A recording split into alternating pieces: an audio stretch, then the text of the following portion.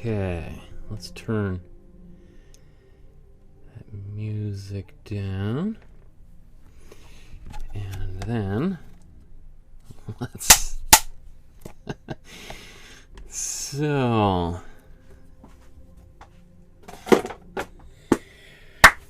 good afternoon, everyone. My name is Michael Markowsky, and today we're going to be making another painting by another one of my very favorite artists.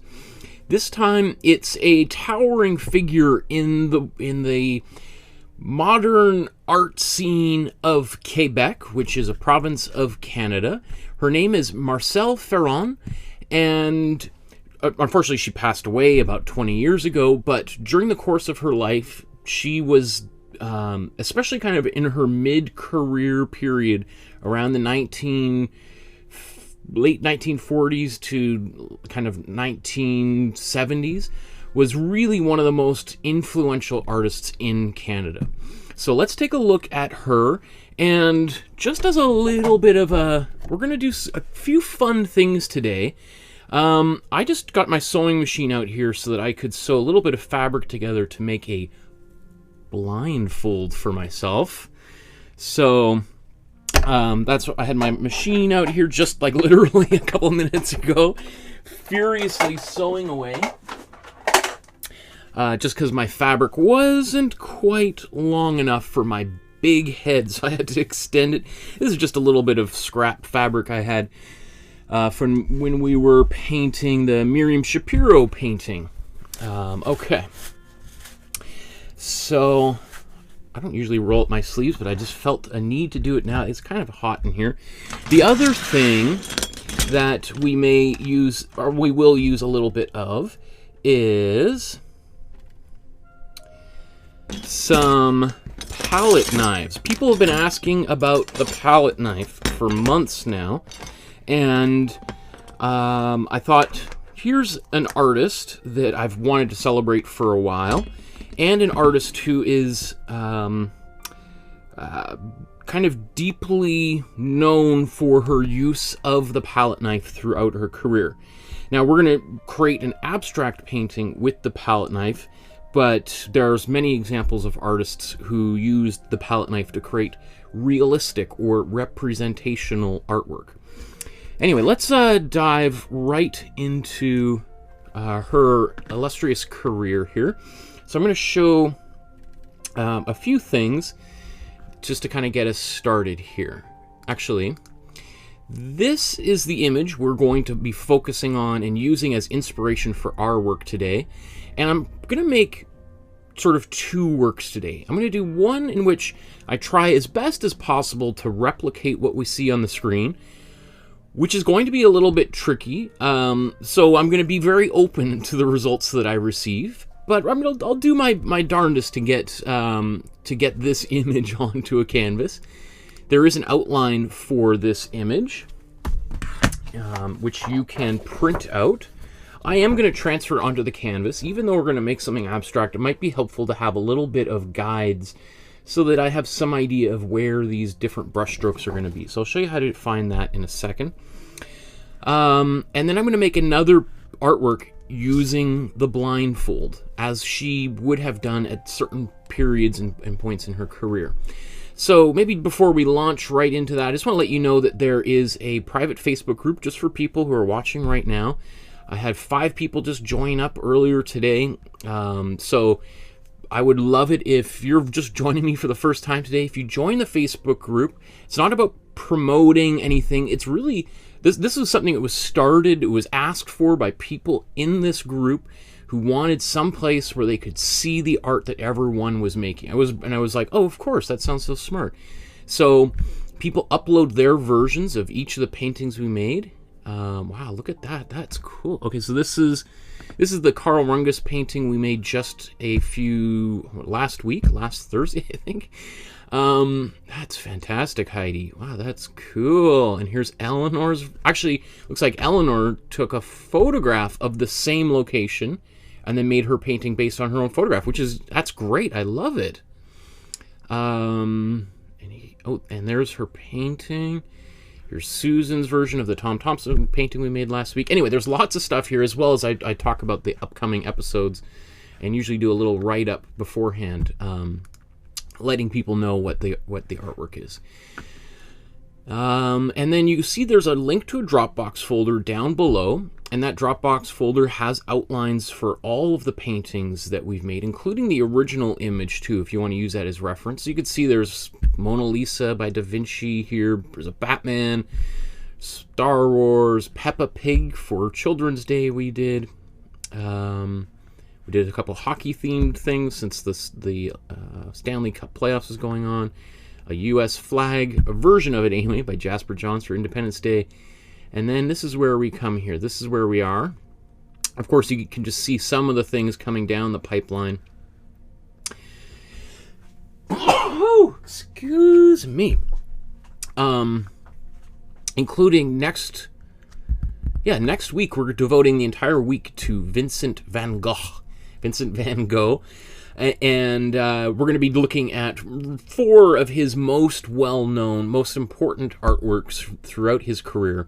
We did do Starry Night months ago in the previous Intro to Acrylic class, so if you want to watch that episode, that one is a very simplified version of that painting. It turned out pretty well, but if you're really a beginner, that would probably be a good painting to begin on.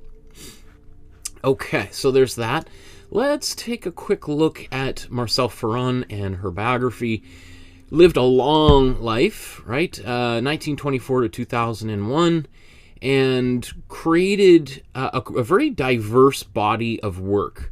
I think it's interesting that she studied at the École des Beaux-Arts and dropped out after a certain period of time because she had disagreements with the way that art education was being taught at the time, and she really fell in with this group of artists known as the Automatistes, which was an art movement, a Quebec art movement that really became, it's really the most significant art movement to ever come out of Quebec. And that group of people were really obsessed with the idea of creating art that was basically a rejection of all of the art that had been made in Quebec up until that time. So a rejection of, because Quebec, if you think of the culture of Quebec up until the 1940s when this happened, was a very conservative culture, a culture that was dominated by the Catholic Church. So much so that the Catholic Church was involved in almost every aspect of French Canadian society, including running the schools, hospitals, influenced the judicial system and certainly the political system. So really, the church was all powerful, and so which resulted in a fairly conservative society. And in the 1940s, this group of artists were starting to kind of push against that, because the church also really influenced the kind of art that people would be making in Quebec. And a lot of that was portraits of people, portraits of religious figures, a lot of religious art, paintings of Jesus, etc. And this younger group of artists, seeing what was going on outside of Quebec, were like, wow, look at what people are doing in New York, which is only a 4-hour drive away. And they've already gone through Cubism, and they've already gone through, they're beginning, the abstract expressionist movement is beginning down there. And here we are still painting paintings of like the local cardinal, right? And not that there's anything wrong with that, but if you're 20 years old, you're looking for something to push against. And so it's not surprising that there was this reaction or revolutionary kind of spirit. But anyway, so her and a few other artists, the main one, Paul-Émile Bourdieu, who was a writer who wrote this manifesto called the Refus Global, or the Global Refusal. And it was really this idea of like, refusing everything, right? Of rejecting everything that they had been taught and told was right and wrong, what they should do and shouldn't do. And the main focus of it was the Catholic Church. And again, you can imagine a bunch of young artists in Quebec printing this thing out and sharing it. It was like a bomb going off in Quebec society. And for many years, many of these artists were basically outcast. She herself moved to Paris because, you know, it was the kind of thing where she couldn't go to the grocery store without people yelling at her or sneering at her. And it's almost hard to imagine that happening today because how different culture is today. But, you know, artists writing an article like that 70 years, geez, a while ago, was like revolutionary. And it directly led into the what they call the Quiet Revolution in Quebec in the late 1950s, early 1960s, which is a whole other thing. Let me see, what else do I want to share? So here's an example of the kind of work that she was making in the 1940s, this abstract type of painting. And so that Refus Global, that manifesto, was all about how can, like, so we're not going to paint pictures of people. We're not going to paint pictures of religious figures, which up until then was like the core of art in Quebec. We're not going to paint pictures glorifying the working class or portraits of rich people or politicians. We're not going to paint pictures of dogs and horses. We're not going to paint landscapes. We are basically going to reject all images entirely and focus on abstract painting, right? So there's this refusing of all of the content that thus far had occupied artists. And not only that, because abstract art had existed, as I said, that she and her contemporaries in Quebec were aware of what artists were doing outside, and abstract art, you know, you could say had begun in Russia around the turn of the century with Kazimir Malevich, but their approach was maybe a little bit different. And it came out of another art movement called Surrealism. And you may have heard of Surrealism. The kind of the most famous Surrealist painter was Salvador Dali, who, you know, had a little mustache like mine. And Surrealism was all about mining the unconscious, right? The part of our brain that is maybe less visible to our conscious mind, right? So kind of our dreams and our secret thoughts that we don't share with anyone, right? And our fears, etc. And so what they wanted to do was, how do we get to that unconscious? Like, how do you consciously access the unconscious? And when you think about that, it's like, it's almost like a paradox, right? So artists like Marcelle Ferron tried to use different techniques to stimulate the unconscious and to bring out those unconscious images. And a lot of art, you know, people like herself used chance techniques, or what we call like chance operations, to help bring about the unexpected. Hence the blindfold, right? So that if you can literally not see what you're painting and you don't know what it looks like, then you're sort of giving up control. And again, that word control was a word that had a lot of meaning to Quebecers in this particular time, right? Let me see. The other thing, just before we launch right into making her work, that I guess primarily what she is known for is for these stained glass type installations that she did in the 1950s and 60s throughout Montreal. So she went away to Paris. While she's in Paris, She's experimenting with stained glass, learning these ancient techniques that are particularly, you know, if you've ever gone to Europe and you've gone to the churches there, stained glass is everywhere. It's beautiful and gorgeous. Here in Canada, less so. In Quebec, there's some great old churches as well. But she went to France, learned some of these techniques, and then as things had sort of quieted down, she's and some of those revolutionary people had gotten into positions of power in public art roles, administrative roles. She was invited to make some work for things like subway stations and museums and public buildings, etc. So actually, if we just kind of go down here, let's just look up stained. Oh, I guess there's. So here we can see some of the images of the work that she did. I think there's 3 stops in Montreal that feature her work there. And, you know, at first you might look at these images of the stained glass and say, like, they seem very different than these abstract paintings that might have been done with blindfolds or using palette knives, etc.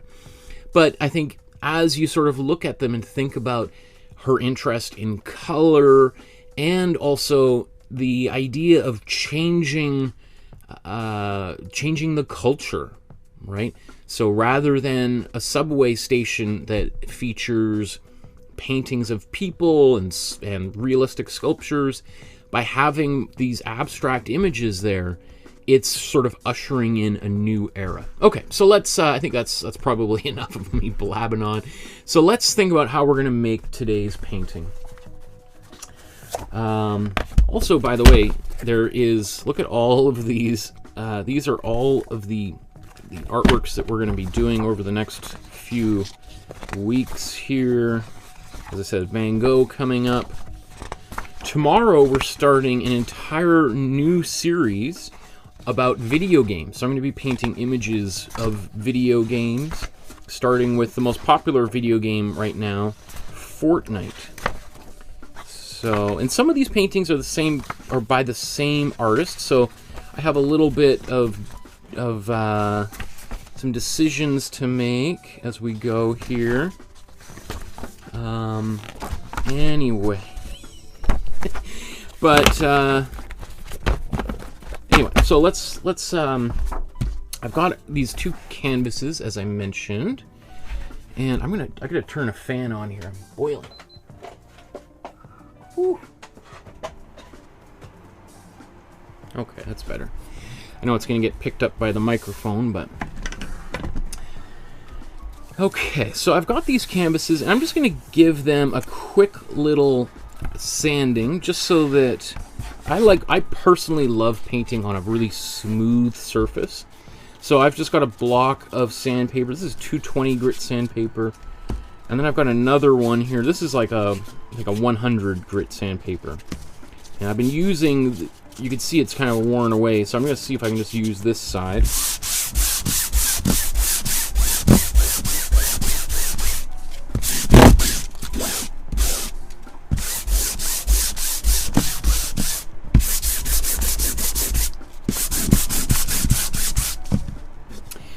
Yesterday, I also gessoed 24 new canvases in preparation for future episodes.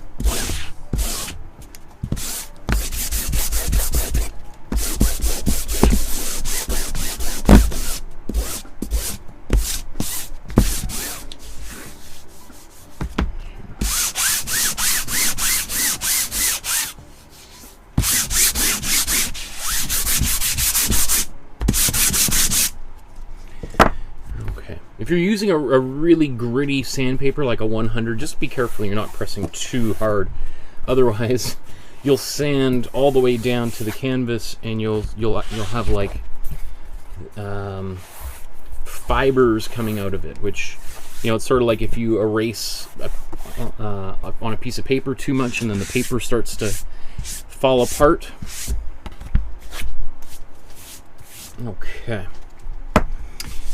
So I'm going to transfer this image onto the canvas really quickly.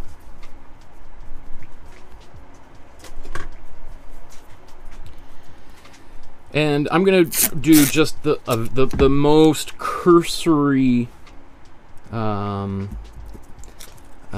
of marks on here, because I don't need as much detail as actually on here.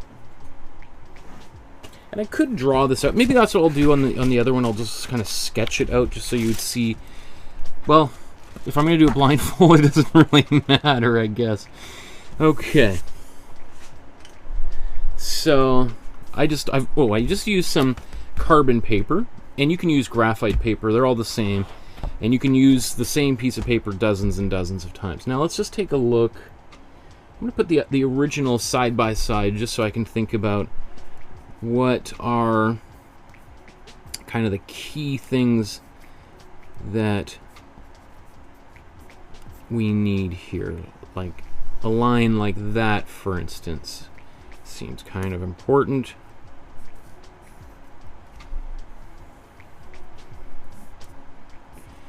These outside lines. Now, my piece of paper is obviously smaller than the canvas itself, so there is this kind of border around the edge. So I might, it gives me a little bit of extra playing room if I do want to go a little bit bigger and expand outwards.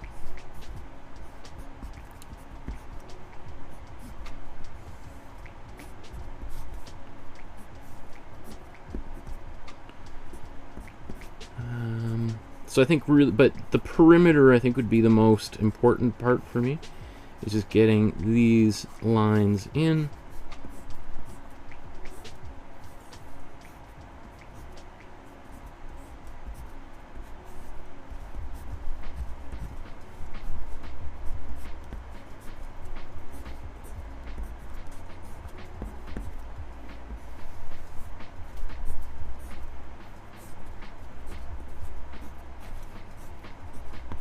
You can see, like, when I'm doing this kind of thing, I kind of dance all over the stage here. All right, I try to do this all over so that I can kind of monitor how it's going globally.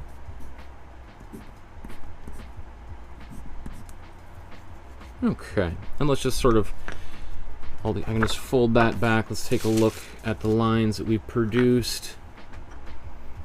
Now this piece of graphite paper is probably at its end. That's why there's certain parts of this that really did not come across very well. So I think this might be the end of that graphite paper. It served me well for about 20 of these outlines. Okay. So let's put this away. Keep the studio clean.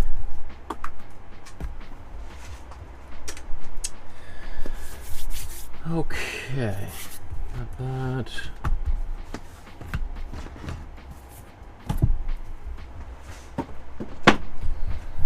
Okay, so to make this painting, let's take a look here and think about. Basically, she's using all of the colors that we have, and there's a lot of black in here, which is a little bit unusual for us. Most of the time, my advice is to try to be as light-handed as possible when you're using black because of how dominant it is. But in this case, I think it works pretty well because she's left the background. There's a lot of blank space that remains empty. So, which I think is, so then if you're going to leave a lot of blank space, then it makes it, then you're setting up the possibility of lots of contrast, right? And generally, contrast is very desirable in an artwork. Anyway, so I think, however, before we start painting, what I want to do is just to kind of put a a similar color on into the background. Now, we could just leave this white, and that would be perfectly fine. And no one would complain, no one would be upset. But I think having a little bit of color in the background would just give that background an extra little bit of interest. So let's take our paints out. We're going to use a little bit of all of these paints. So there have been times where we don't use all the paint, but today I think we will.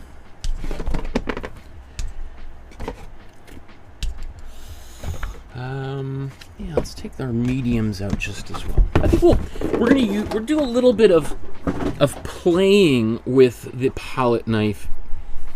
Maybe while we even put this color down, now that I think about it. So the first thing I want to do is I'm going to mix a background color, this background color. And that background color is going to be primarily white. So let's put some white down on the canvas. But I want it to also have some of kind of a bit of yellow, or almost a bit of a brownish quality. So let's put a little bit of yellow, maybe just a hint. Oh, I was gonna say a little hint of red, but that's a little more than I was expecting. And just a little bit of blue. Now these are all warm colors I'm putting down. I tend to prefer a warm color in the background when I'm but when I start, just because it will create a nice glow in the painting afterwards. But okay, so I'm gonna mix these colors. Put some of this yellow, a little bit of red, and a little bit of blue together here. Which I should just mix it to the side here.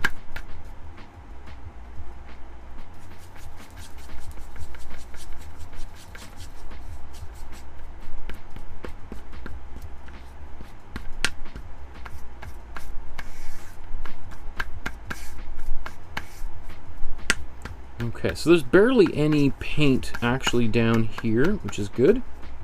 Maybe it needs to be a little bit more on the yellowy end of things. So let's just wipe some of that away. And I'm going to clean my brush off. I'm not going to use water to clean it off. I just want to get rid of some of that extra paint that was on. Wow, that's a lot of water.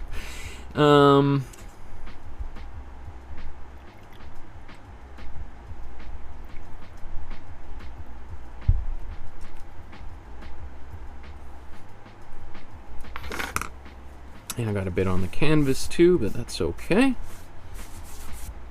Especially in a painting like this.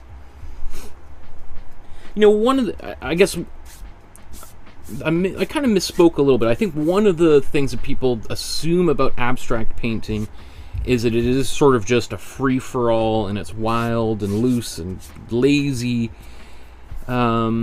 which is like a real disservice to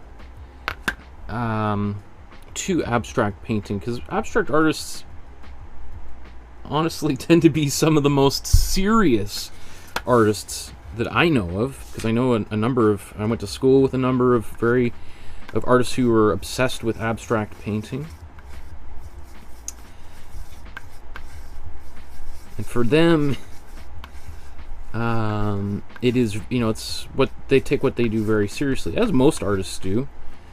But you know, when you hear people talking about, oh, my kid could do that, it's just a bunch of splatters on a canvas or a page, they usually, they just think it is just a bit of like fooling around. And okay, so that's maybe a bit more on the pinkish side. So I'm just going to put a little bit more warm yellow, and I need to make a little bit more because I'm going to do both of my canvases at the same time.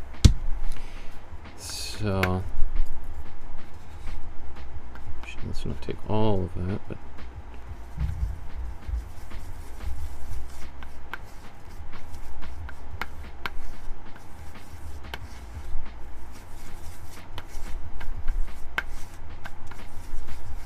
So this is a bit more on the yellow side, which doesn't bother me, but and I think if we put even just a little bit more water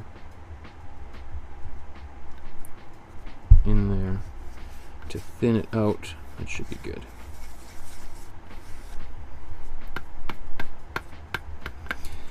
Okay, so let's just put this up here, and I'm just going to actually grab a bit bigger brush.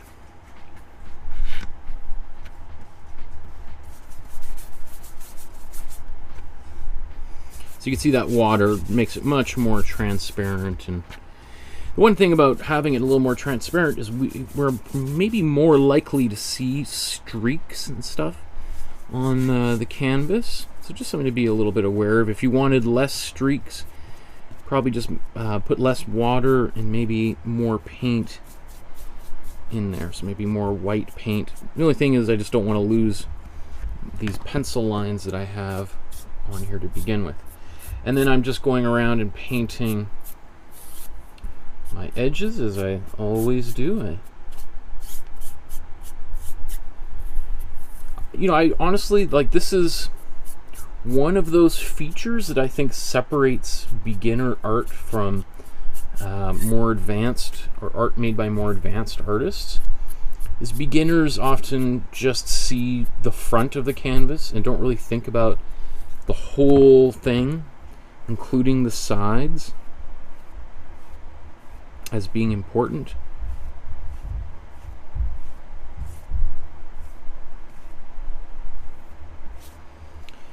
Okay, yeah, it's definitely a little bit, not quite the color I was going for. I wanted something a little bit more white, but I actually kind of think this is quite cool, so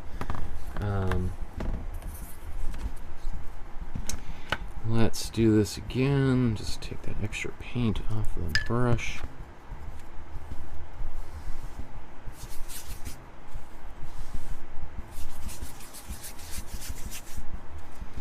This one's going to be a little bit more pink, just because I'm scraping the more pink paint that was off, or the more peachy color that was off there on the sides. But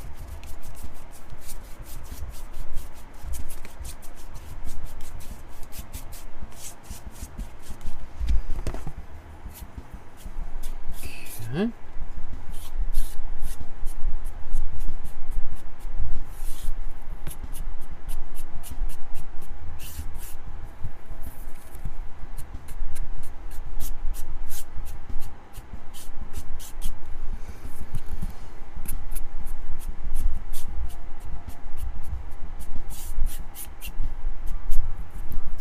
Okay, just a quick little pass to finish this one up.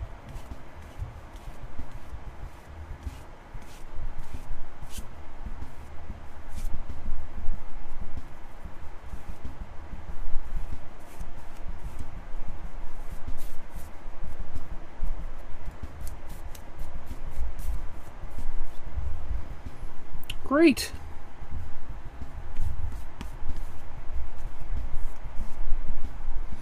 So let's just clean up a few things here. See, that's panel. They're pretty close. I thought they're going to be a little bit more different than they turned out to be. Just clean that brush off. I probably not going to use these. Well, at least not this big brush again today. So, although I will clean it again at the very end of the night, as you know I do.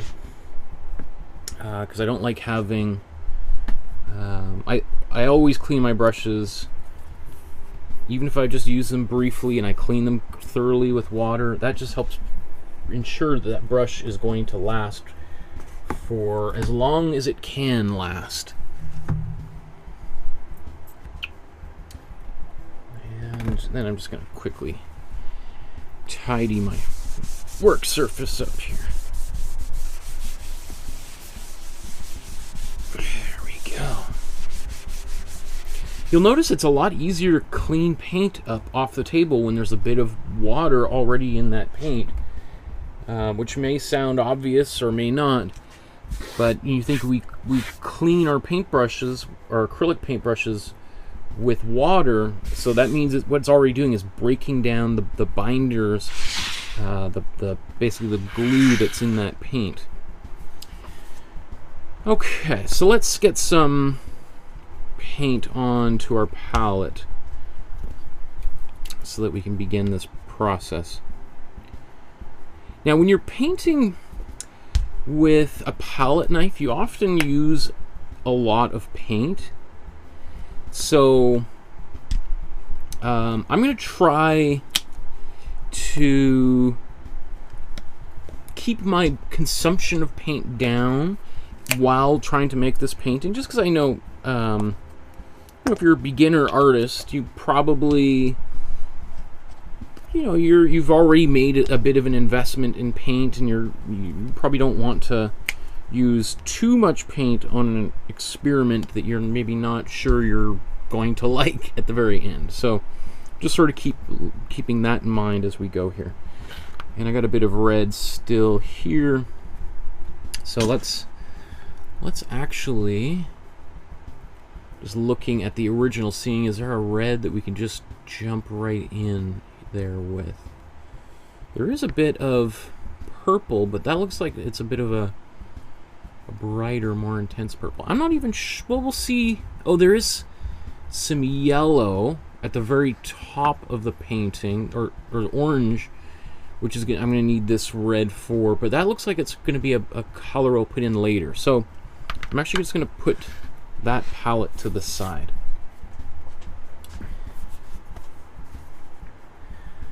Okay. The other thing I'm going to do right now is I'm just going to blow dry both of these canvases so that I can start painting on them. And I'll mute my microphone just briefly.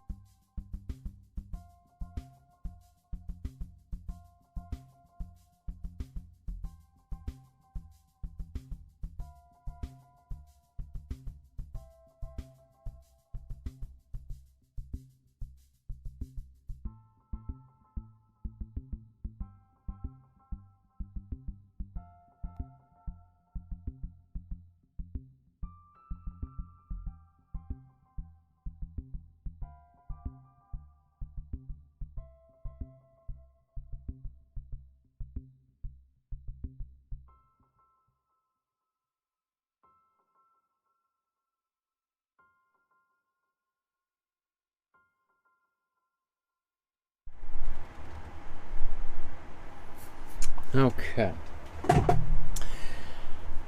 So, I see in the chat there that Paula's here.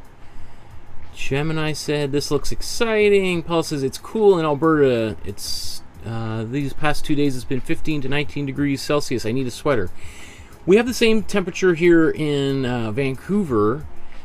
It's sort of been going up and down. Like one day it's overcast and cold, and the next day it's really hot. And so today is a little bit of a hotter day, or more hot. And then I see my old friend and colleague Brian Bunny Batista in the chat. We went to art school together a long time ago. A long time ago when we were much younger. Anyway, Brian also has his own channel, YouTube channel, where he teaches art. As well, he has his own studio in Calgary where he offers lessons. So if you are in the Calgary area, check out my friend Brian, or Bunny Batista, and take some. He does a lot of figure drawing classes. If you're interested, take some with him. He'd be a good person to learn from. Okay, so let's take a look at this painting and our palette knives and think about how we want to approach this, because this is something a little bit different.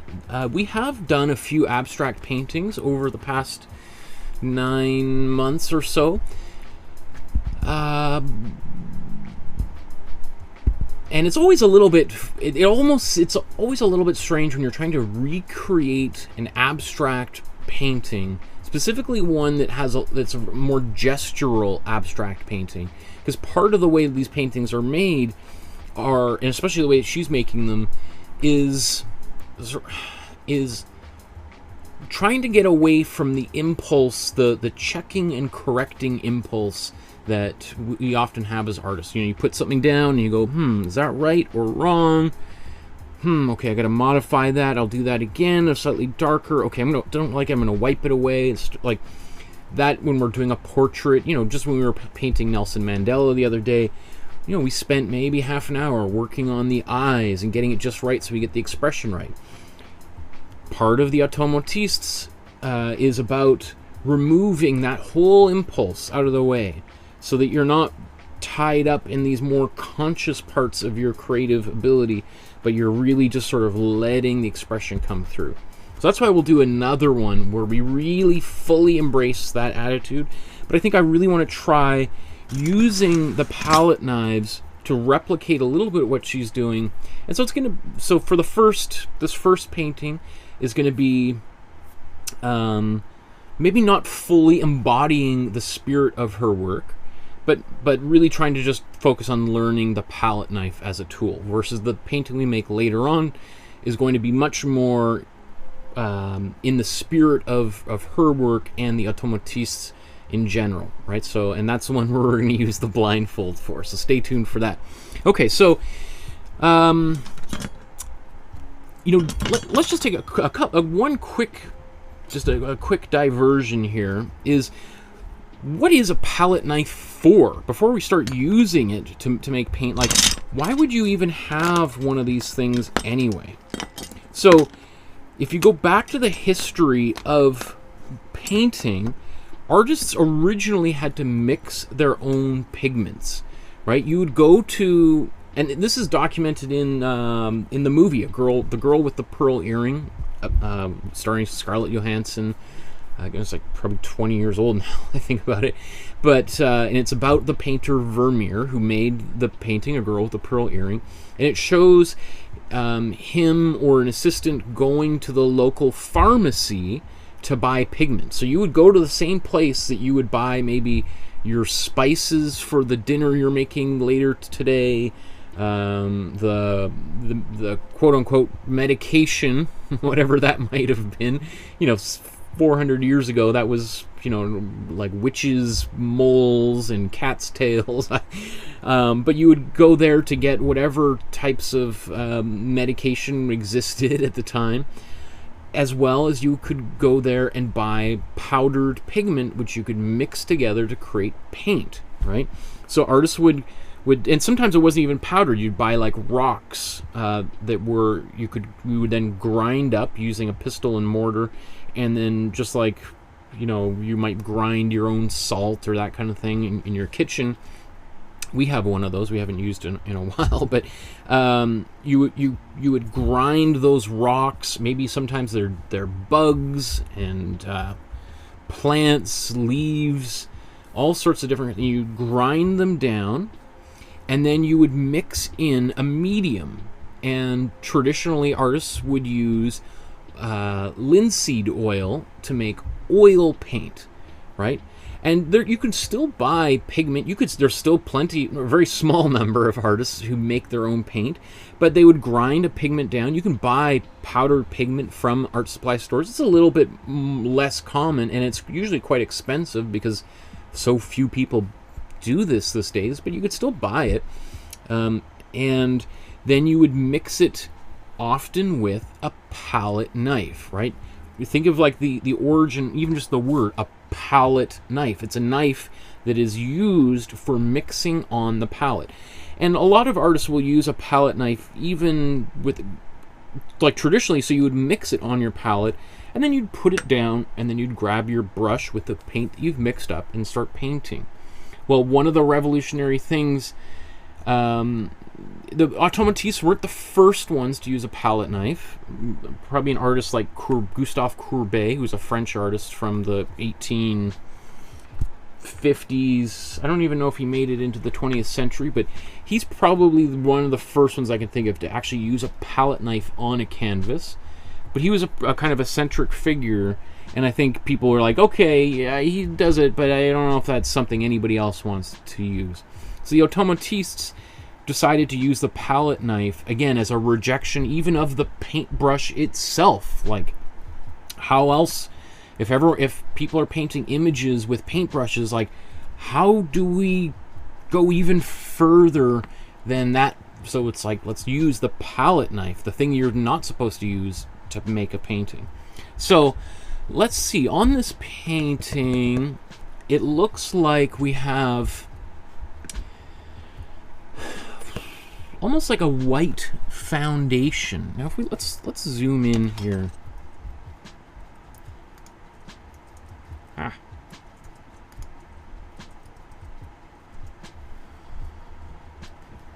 It kind of looks like she's put some white in the background. Now I don't know if that, like, it looks, I can see that she's used a palette knife and actually gone up to the edges here with her palette knife. Now it's possible that she did that afterwards to kind of clean up the image, quote unquote, and give it a boundary.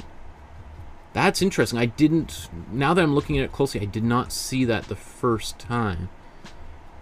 So that's actually really interesting, because I was expecting to go right into the white first, but now that I see this, it makes me think that we might use we might just go right into some of the darker colors and use white last, or maybe even close to this color that we mixed last. Interesting. Okay. Yeah, it looks like she's going right to some of the darker colors, and here's some drips that I didn't notice before. So it's always helpful to look really closely at paintings. You know, when I go to a museum, you know, most of the times, you know, let's say there's a painting on the wall, most people stand, you know, a good social distance away, 2 meters or something, and they're kind of like looking around, right? Usually when I'm at an art gallery or a museum, I want to get really close to the artwork. I want to see stuff that I cannot see on my phone or computer screen at home later on when I don't have access to the original thing. So sometimes I'm like right up close looking at the edge of the painting, underneath, looking back and forth to see if I can see any different kinds of the paint, like the sheen, and, you know, so it's like a detective trying to work your way back to the blank canvas and think about how the process they used. So these drips also tell us that she probably painted it on an easel, or at least after she might have painted it on a table and then turned it up on the wall to see what it looked like. But there's not too many drips on here. So that also tells us that the paint is probably quite thick when she's painting it. Because the thicker the paint, the less likely it is to start dripping, right? Okay, so as I look at it, it's hard for me to decide exactly where to begin. So I think we should just begin. And I'm going to use maybe I'll start out by using a metal palette knife, and one of my smaller ones. I don't even know if I'll use some of the larger ones. Just as a quick thing about palette knives, is there's usually a difference in how flexible the palette knife is. And some of these palette knives are super flexible. And then so this one is a little bit more rigid, it's a little thicker, versus these are pretty flexible. Let's see, and you can get plastic ones. Obviously, they're not going to last quite as long. But you see, like, this one is basically like a plastic knife from, like, you know, your people give, you know, to a birthday cake, and this one is much more rigid. Actually, I think I'll use that one a lot too today. Probably won't use. Well, I'm going to keep them all to the side. I'm not going to make a decision as to which ones I will and won't use right off the bat. I don't want to limit myself before we've even begun. But I do think I'll probably focus primarily with these tools. Again, this one being the most flexible, my second most flexible, and then, so this one's a little more rigid, and this one by far the most rigid. Okay, and then I have this big one. I used to use this all the time. I used to mix my paints on a large sheet of glass and then use this to mix it. when I was making big paintings, but I'm especially since we've been in lockdown, everything's been much smaller. Okay, so I'm gonna get some white on my palette here, and I'm gonna put some black on my palette as well. So, which color should we begin with first? I see this blue here that's throughout here. So there's a lot of that blue. It looks like maybe blue and purple and then magenta, cool red. So that first blue, it looks to me as kind of a combination of cool blue and warm blue together. Right, so I'm going to take a bit of this cool blue, right, and then mix it over here. In fact, let's see if another viewpoint.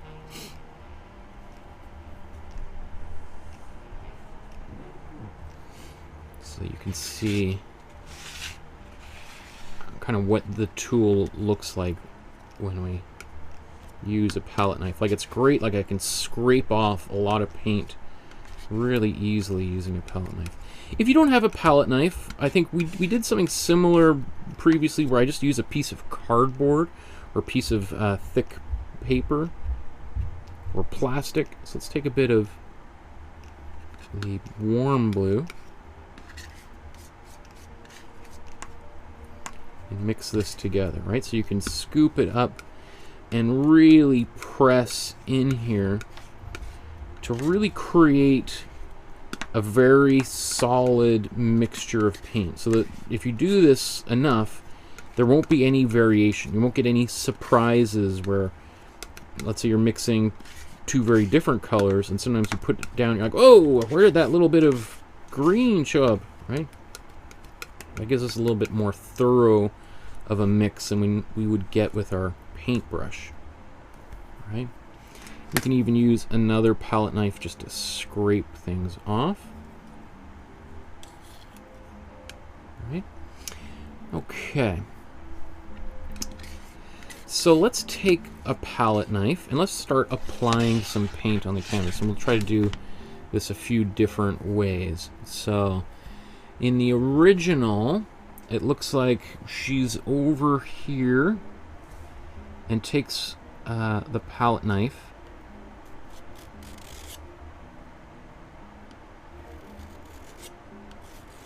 and so just dragging it across. Now, you can turn it upside down like I just was, or you can do it on the bottom. Whatever is easier. You might sort of change depending on the position of your hand. Let's see.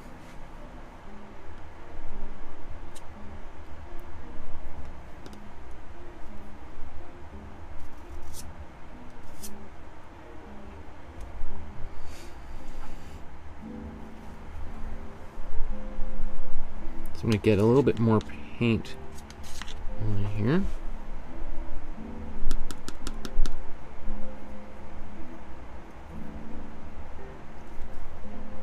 Let's let me move this. Oops.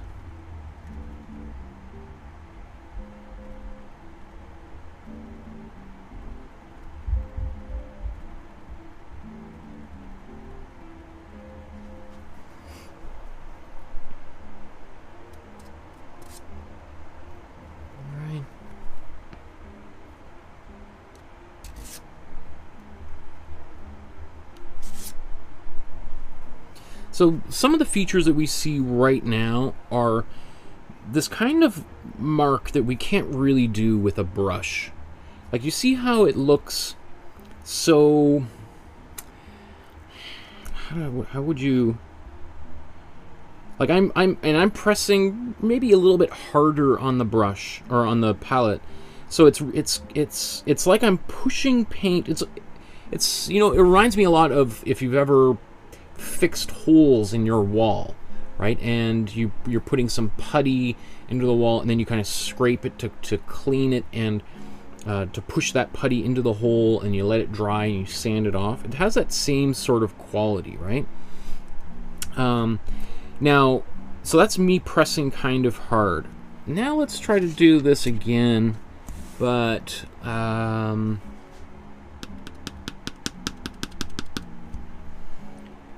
let's maybe press less hard on the palette knife. All right, so now we have a little bit more of what we call like our mass tone, so it's not quite so transparent.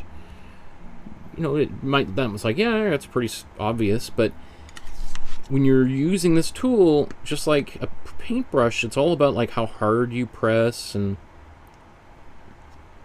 right, so we can get a little bit more of a solid mark. Okay, so that's good for right now. Let's kind of up the ante a little bit though by adding a little bit of paint into this. So let's take a little bit of white onto our palette knife. Now you saw here we mixed the paint, right? So maybe instead of mixing it, oh, it's dripping on here. Let's take it and see if we can mix it on the palette itself. So let's put it in a few different places, just like this. Right, and then we can use our palette knife to brush these colors around.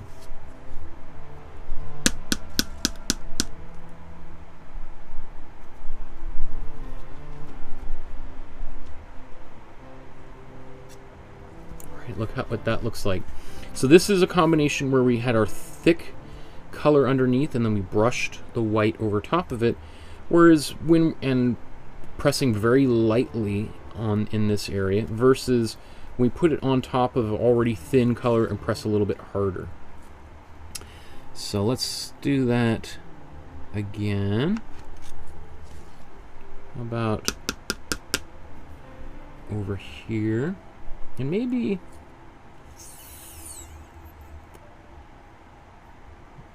let me see. I'm going to zoom in.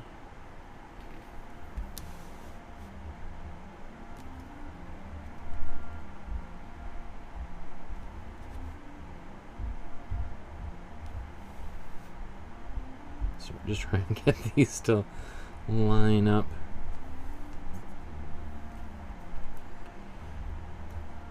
Okay. So this one,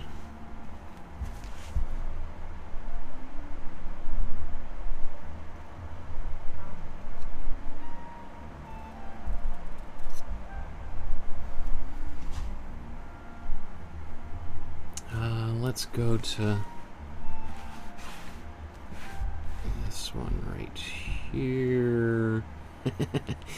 Trying to find the sweet spot on the cameras.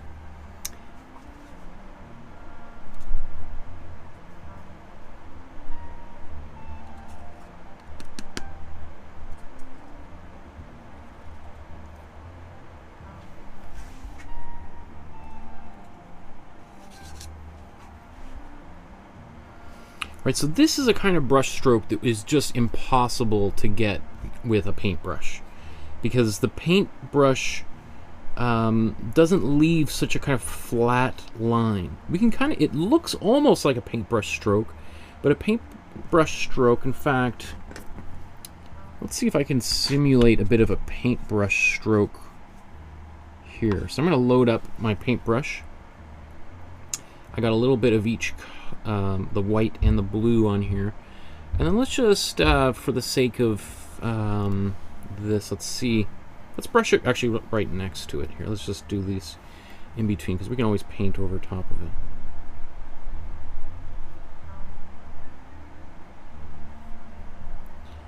So it looks similar, but we have all of these individual lines of the hairs in the brush versus the smoothness that we have here. All right. So, in fact, I'm just going to do, let's play around a little bit here on the canvas with these two again.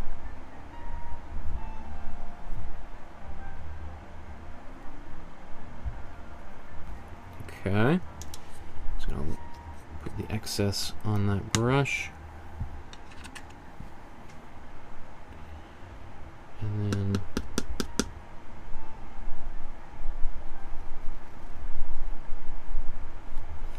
another kind of feature that you see in the palette knife is often we get these kind of jitter plate little bits where sometimes you run out of paint on your palette knife. It's gonna go up here maybe. You can kind of create these little marks like that. And that's another thing that is very hard to do with a paintbrush. Now, some of you might like that's totally undesirable. I can understand why some people might feel that way, but anyway. So I think that's just a real quick introduction how we can use the palette knife. Now let's just kind of keep on going here and trying to match some of the colors that we see in the original. So I got a bit of that blue down. Let's even put a little bit more.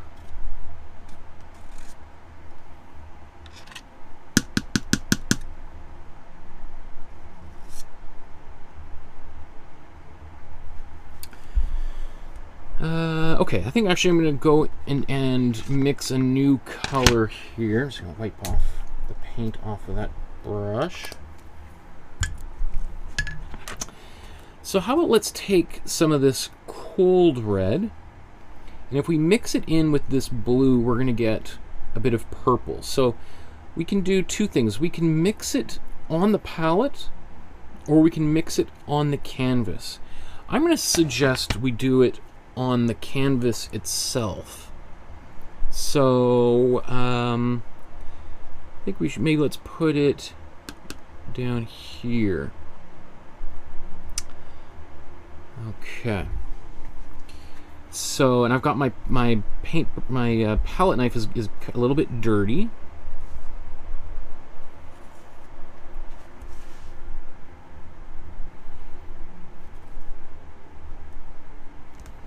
Right, like that is gorgeous. I love those types of things. In fact, let's zoom back in a bit as I move around the canvas doing this kind of thing. I think it's satisfying to see how the paint behaves. And I think what I'll also do is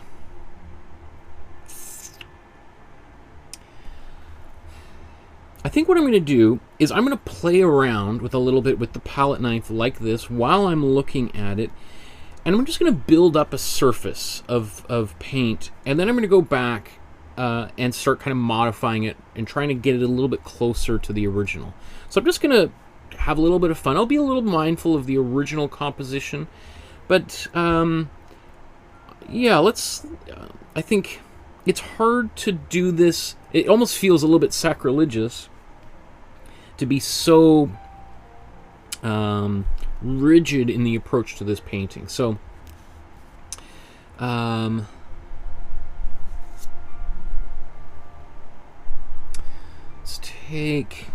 going to take now some of this cool red. Let's take some warm blue and see if we can get a bit of a purple going here.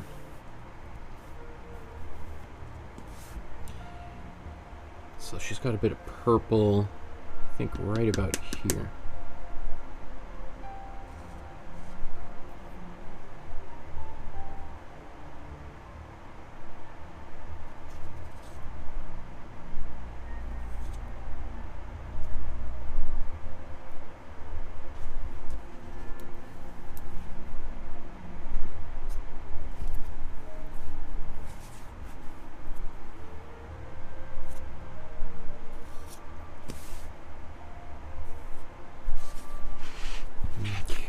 Remember I said like you can end up using a lot of paint? Like I'm already, you know, we're 20 minutes into actually painting here. And I've already out of my cool red and warm blue and cool blue. So we're going to end up using a bunch of paint here. As much as I loathe to do that. Oops.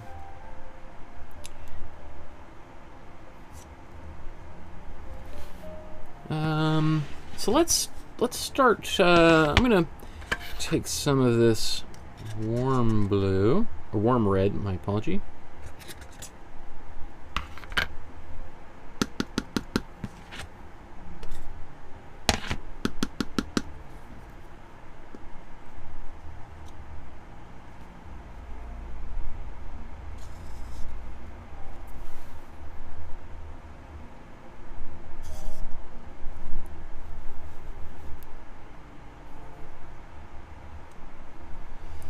Now, as I said, I think she might have gone all the way right to the edge and at the very end cleaned it up with some white. So I think I'm just going to allow myself the freedom to just go to do just that, is to paint right over onto the edges and paint some colors that I don't quite see there anymore because they've been kind of obliterated a little bit.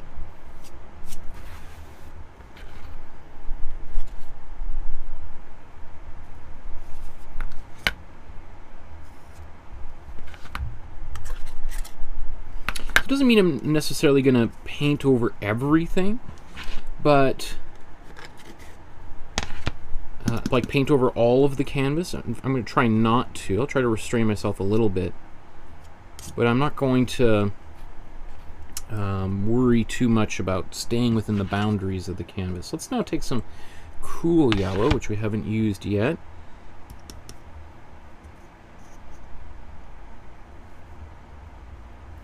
So I mean, I love how this looks so far. It's definitely much brighter than hers.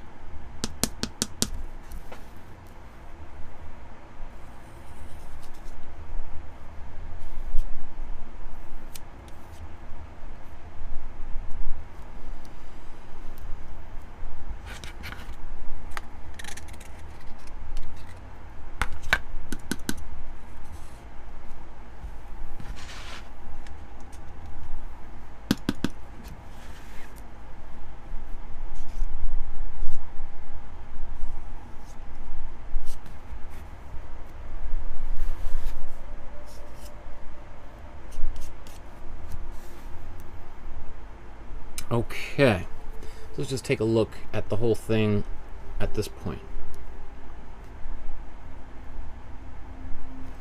And then let's take a look at hers. All right, so it's like, wow, this basically appears to be no resemblance whatsoever. But as I said, I think what we'll do next is we're going to start putting some black into here, which is going to change things a lot. And actually, I was going to wipe this off, but you know, I'm going to keep that on.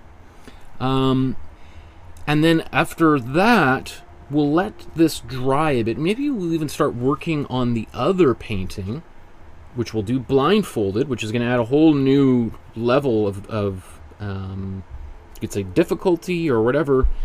And then after, I think we'll put white or mix the same kind of foundational color to kind of tidy things up, which I think is a really interesting way to do it. Like you do this chance operation, you make a kind of a mess on the canvas, especially if you're blindfolded, you have no idea what's actually there.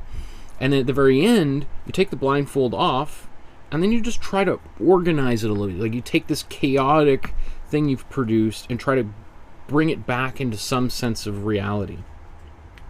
Okay, so let's, as I said, let's take some black now. And see where we can, let's say we put this up here to start, top right corner.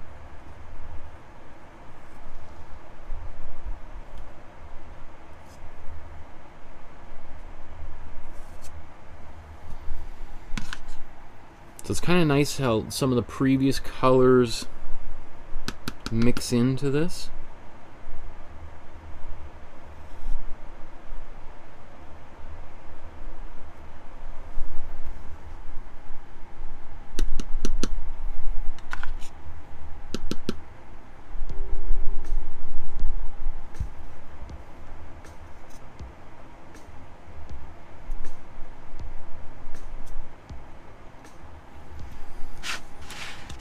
And, you know, you can modify the size of these brush strokes. They don't have to be, or palette knife strokes, I guess you could say.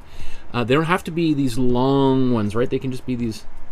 Oops, that's a bunch of paint. Actually, I'm going to take some of that and put it down here. So we have some long ones, and then maybe just a few little short ones.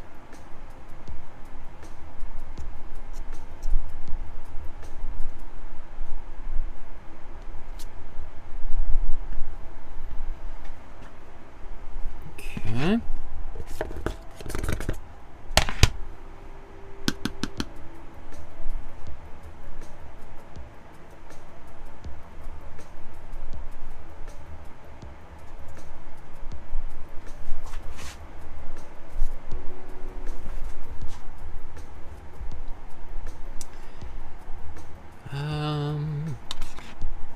I think I need a little bit more black here.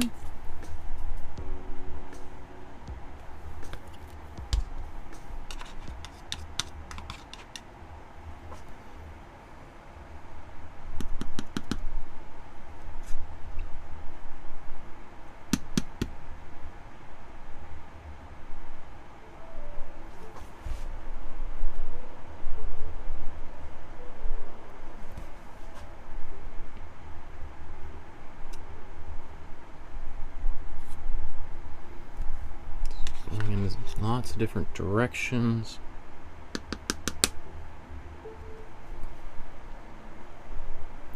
I like trying to think of different creative ways of turning the palette knife. Like she did a few places here, you can see.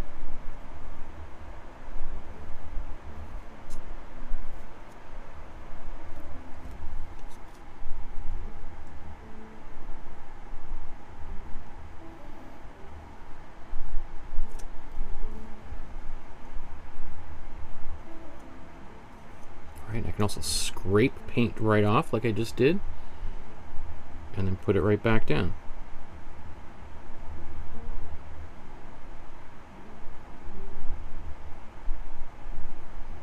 The one thing you do want to be a little bit mindful of is you don't want it to get too muddy, which is a real possibility when you paint this way. Okay, I think I'm almost ready to, well, I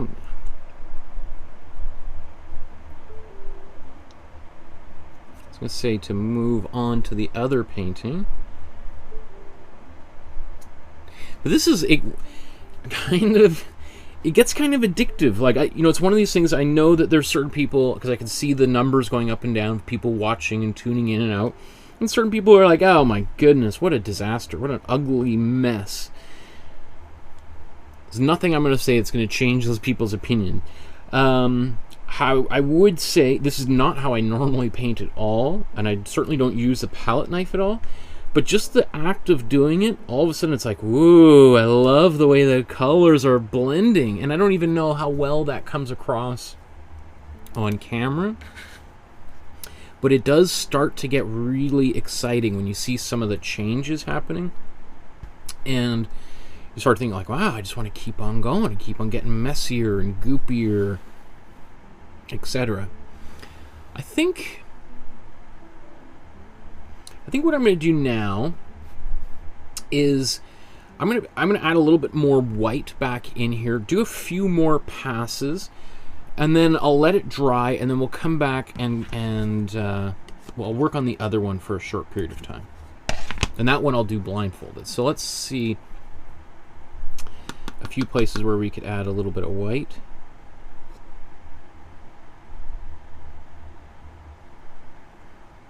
Oops, we didn't even see what I was doing there. Oops.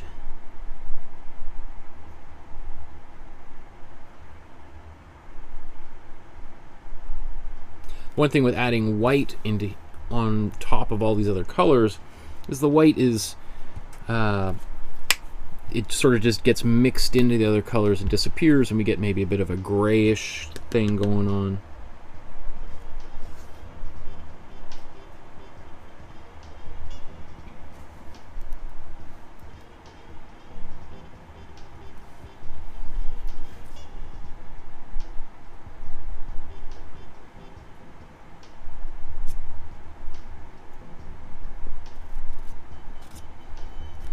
just going to scrape some paint away and then put it back down.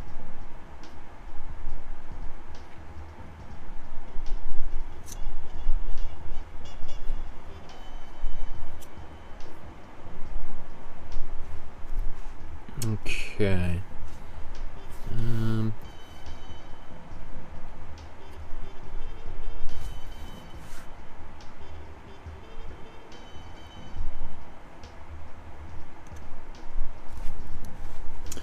So let's look at it again.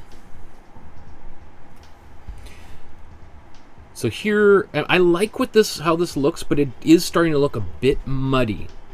So what I would say is, I'm probably just gonna set this aside, let it dry a little bit. I got a bunch of paint still on here. So where can I put this on? Just gonna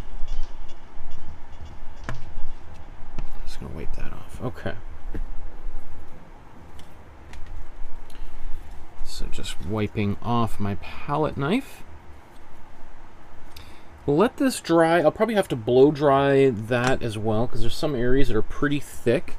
We'll blow dry it, and then I think I'll do another pass on it afterwards. So this next thing is I'm going to have a little bit of fun. It's probably going to look really ridiculous on camera, and I'm going to get kind of messy. Which actually, all of that sounds great to my ears. So I'll put a little bit more paint on here than I did before, because I'm not going to be able to see when I've used paint and when I haven't used paint. So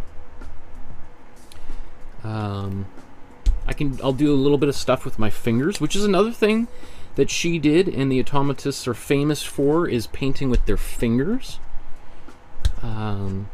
So I'll do a little bit of that as well. My fingers are going to get into the paint. And I just think, like, her and her contemporaries are really good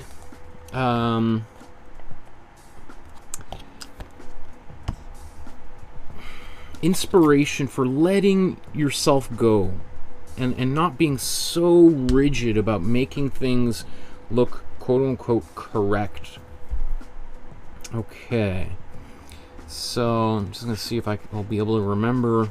Well, as I was thinking about this morning, I was thinking, okay, maybe I should tape something so I'll know what color is what when I'm painting. So I'm just thinking to myself right now, I have these little things. I can touch that, and now I'll know that that's where my yellows are, right up top here. But maybe I'm going to take these off. Let's if we're going to do this, then we really got to go full on and embrace her way of working. I'm not going to put some black in yet. I think I'm going to wait. What I'm going to do is I'm going to paint for maybe 5 minutes with the blindfold on, and then I'm going to take the blindfold off and just see how things look, and it's sort of take a mental picture, and then I'm going to add some black, potentially other colors depending on how things turn out. So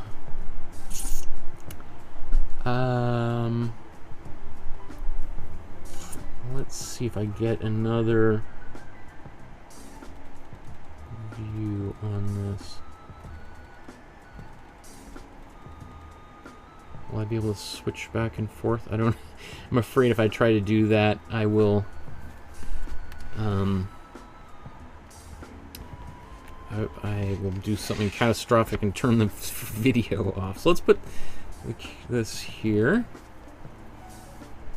My palette up ahead, and then let's just go right in and do it. I know you're probably thinking, oh, he can see through this fabric. Oh, he'll be able to see down his nose at it. I may even just close my eyes underneath here, just because there's no point in cheating this process. When I do this kind of thing with students, often I see people who are pretending to see a little bit, and I always wonder, like, why why go to the... Where's my palette knife? Here's my palette knife. Here's my paint. If you're going to do it, why not just really embrace it? Right? Okay. So let's give this a spin so we don't even know what side is up and down. Okay. And I don't even know where my paint is. This is going to be tricky because I don't even... Okay. Do I have paint even on here?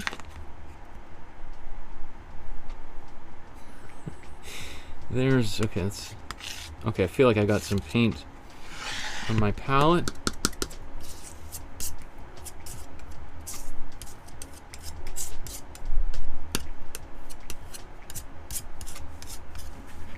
That's the edge. Let's go to a different side here.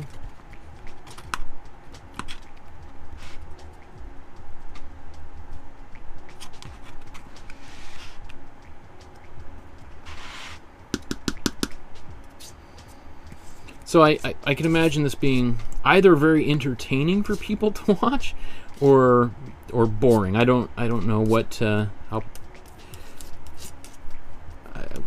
So that's why I won't spend too long on this.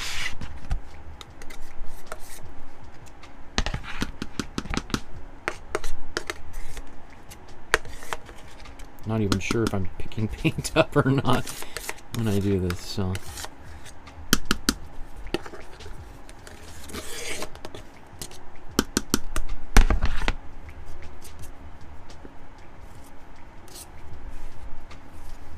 Make sure am I going off the canvas?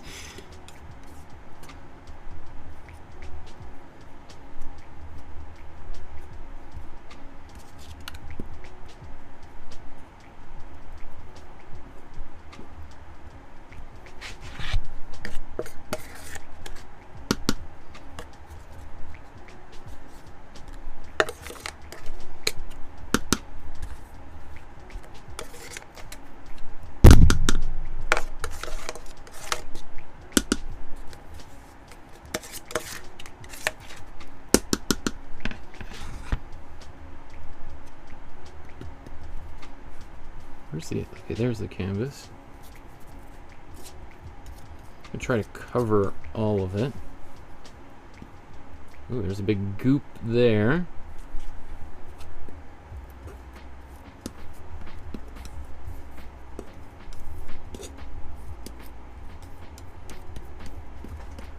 Now, my fear is that this is just it's turning into a big brown blob or a gray blob, because I can't see anything. I can't even see what colors I'm using. So, and it's possible everything is densely covered right now.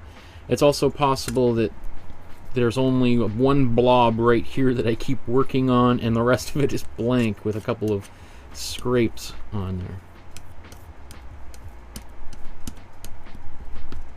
Alright, let's scrape some up.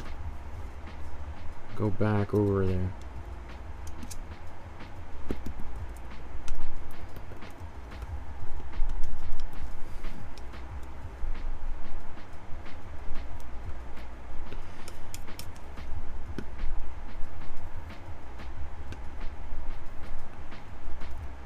So just using the palette knife in as many different... Oops, I got a big... Let's, okay, I got my fingers in here. Let's take my fingers and just go right in there. Do a little bit of finger painting.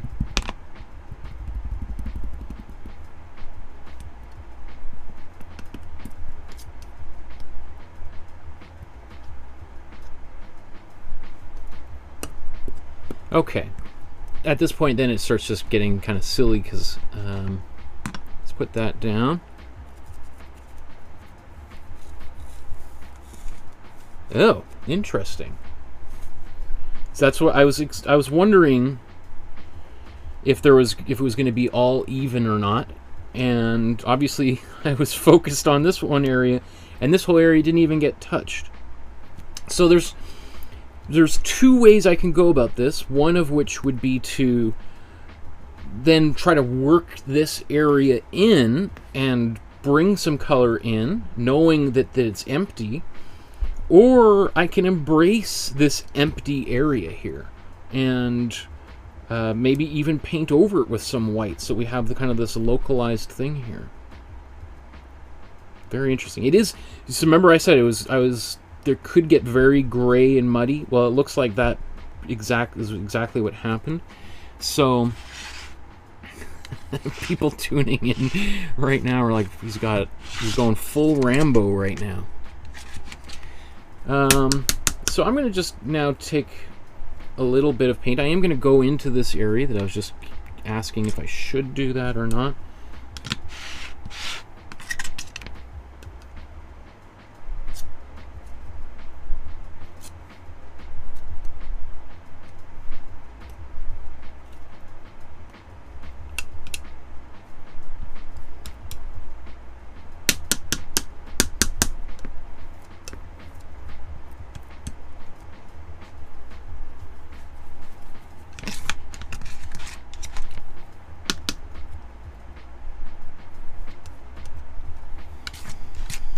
So just for the sake of doing this, I'm just going to basically cover most of this surface. Let's now take a bit of black. I do think, by the way, it's a better idea to go put lots of color down and then to apply black over top of it, because then that way you'll have the color coming through the black.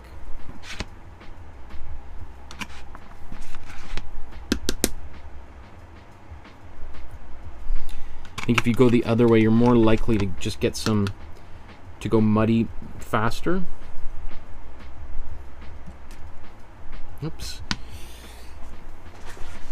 Let's put this ice pack up top there.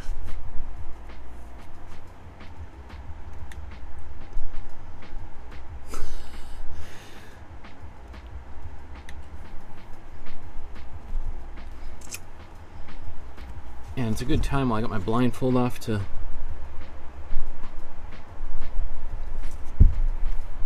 take a little sip.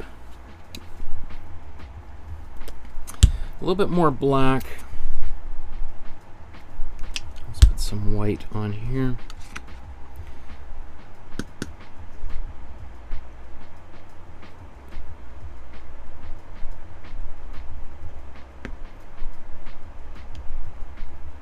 Okay, now I'm going to put my blindfold back on and I'm going to go into the white now that I know where that is. In fact, let's even just get it on my palette knife. In fact, I'm going to take...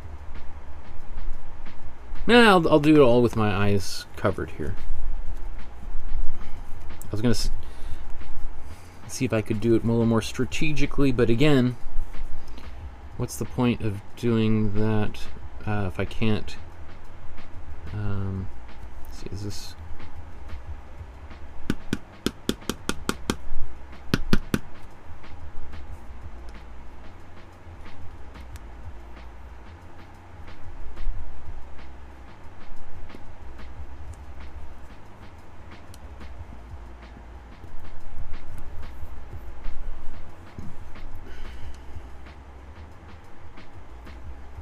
It's kind of fun having this paint just sort of go, like I'm barely, like it's very light in my hand.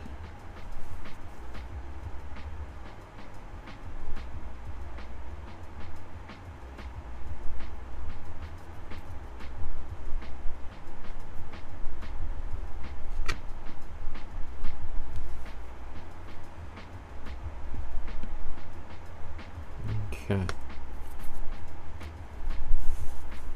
Oh, okay, that got muddy pretty darn quick, right? So let's just clean up a little bit, because what I'd like to do here, I think I'll blow dry both of these, And then I'm going to try to resolve both of these paintings. I don't mind either of them in their state right now, but there are, I think it'll just be kind of fun just to bring a little bit of order back into these paintings. So I'll take a look at them side by side briefly, just so you can see the difference between painting with your eyes closed versus not painting with your eyes closed.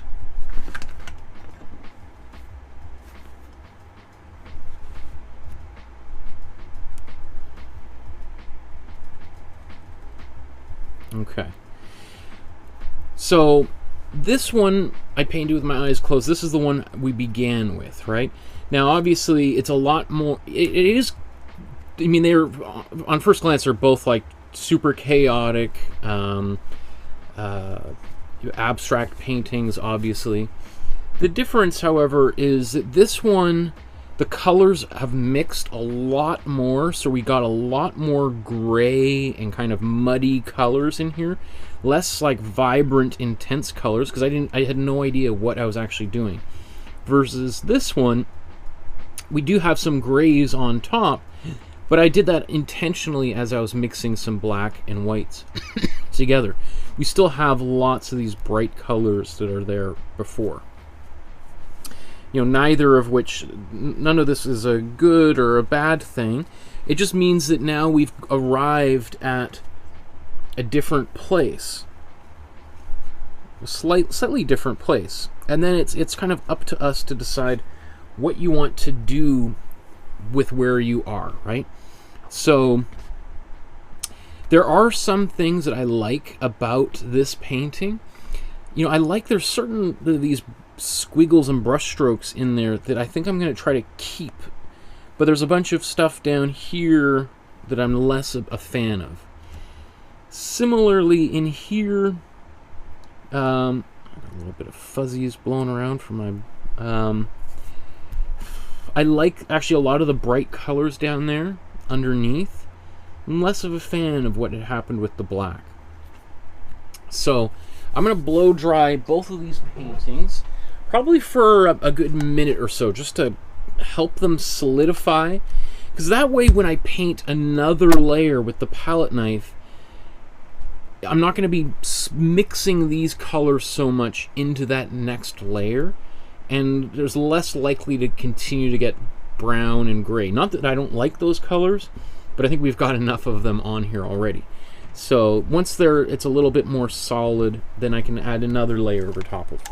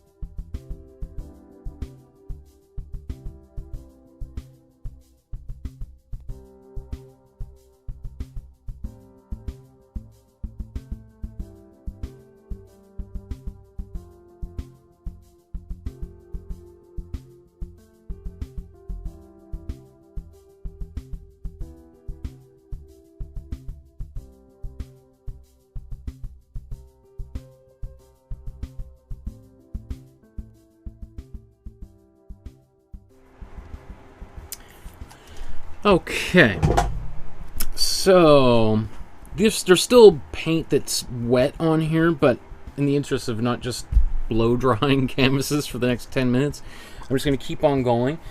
It'll actually kind of make things kind of neat, because there'll be some places that are solid and have been locked down, they're completely dry, and then other parts of that same brushstroke, which will still be a little bit wet, which will mix into the colors as I paint more on top of them.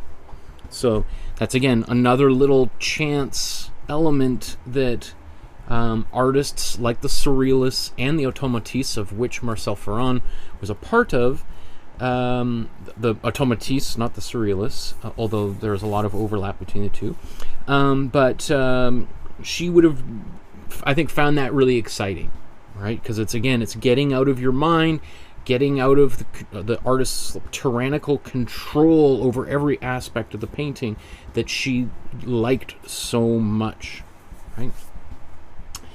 And I think, doing this kind of art would have been quite refreshing for her. If you remember that her, when she went to Paris, she got really into stained glass. And stained glass, of all the potential mediums you could use, requires almost the most planning possible, right? Especially if you're doing a commission and you're talking large pieces of glass. There's not as much room for spontaneity as there is in this type of painting. So it's interesting that as she goes into the stained glass and she's doing these large installations and subway stations and government buildings, etc., she's going back to the studio and painting in this very expressive, very unpredictable way, right? Which is almost like the opposite. You'd almost imagine, well, actually, no, I was going to say, it makes a lot of sense. Okay. So let's look at this and just thinking about, like, what we need to do to, let's say, let's start with our first painting. And what we need to do to get a little bit closer back to the original. I think what I'm going to do, I'm going to remix my foundational color and maybe make it even just a little bit more white. It's a little bit of a pain to use the palette knife to do this, but I'll continue doing it. It's on a small surface. When I used to use palette knives for mixing colors, I had a large piece of glass in my studio when I'd be painting with oil paints. And it's really nice to use a palette knife in that kind of because you just have like infinite space to work on, or not infinite, but a large surface. Whereas it's a little bit hard to use a palette knife on a palette that has got these dividers in it, because you're trying to get into some of these corners. This drives you absolutely bonkers. So let's see. We need a bit more warm yellow.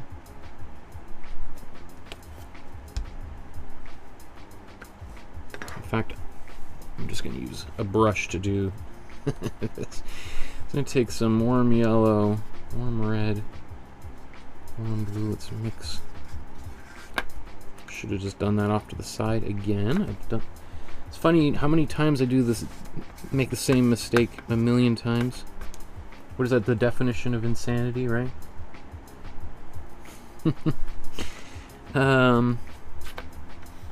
Let's mix it right in here.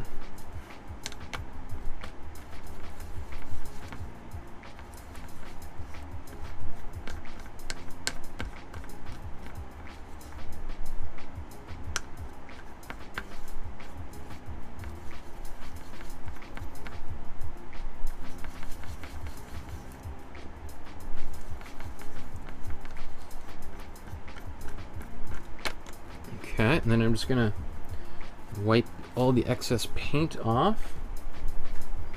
Let's get our white in here. I'm gonna need a lot more of it.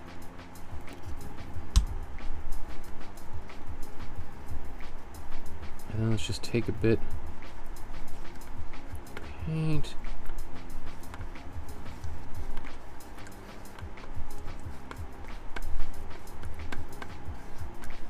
Now, I could try to mix the exact color that I used for the initial, the first part of this painting, because I can still see it right here. But I think what she did is, it looks like there's a little bit more white in her subsequent paint that she uses. So I'm just going to keep it here, a little bit of a brighter white, so that I actually can see the difference between the original part of the canvas and these new strokes of color. So let's see, where should we go? I think maybe we'll go around some of the outside edges of the painting.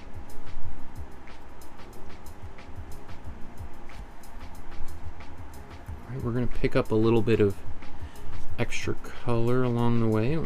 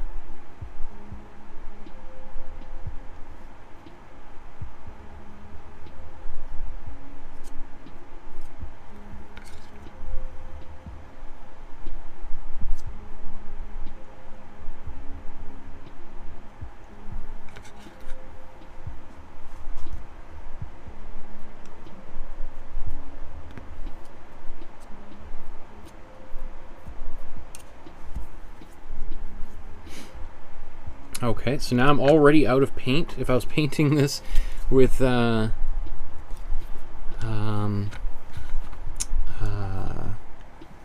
paintbrush, I would easily be able to do the whole painting with this, with the amount of paint I already used, but that's not the technique we're using. So I'm using a lot more paint than I normally use, which is fine. It's just something to keep in mind if you want to use a palette knife for your own artwork.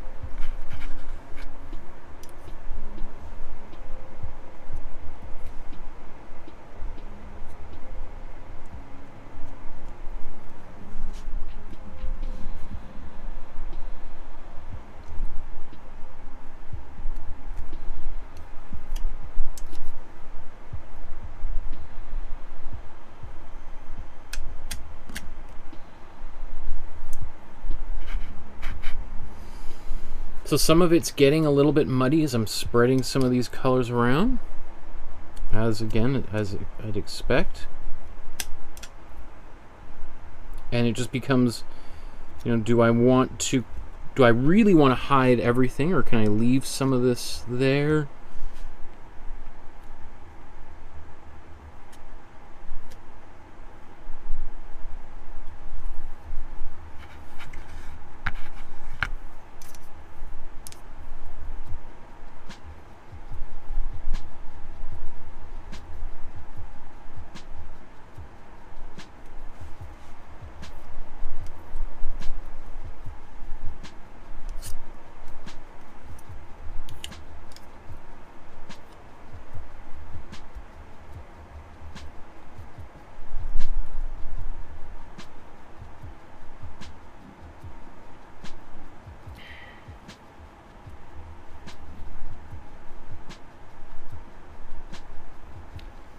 Okay, so that's, it looks, it's definitely different. It's this, just like any other painting that I've done, or that we've done together, you know, it goes through periods of time where, you know, I'm really, really happy, super excited with it, and then it kind of falls apart a little bit, and then it gets better and better, and then it falls apart a little bit. So I'm a little bit on the more it's falling apart part of the way I feel about this, which is, again, not surprising, but I think this is just another stage in the process. I'm going to set this one to the side, and then I'm going to work on this one for a little bit, and then come back to that one and close it out. I might be done with the background, and we'll just put some layers of color back on the top. Now this is interesting, because this is the one I did blindfolded, right? So,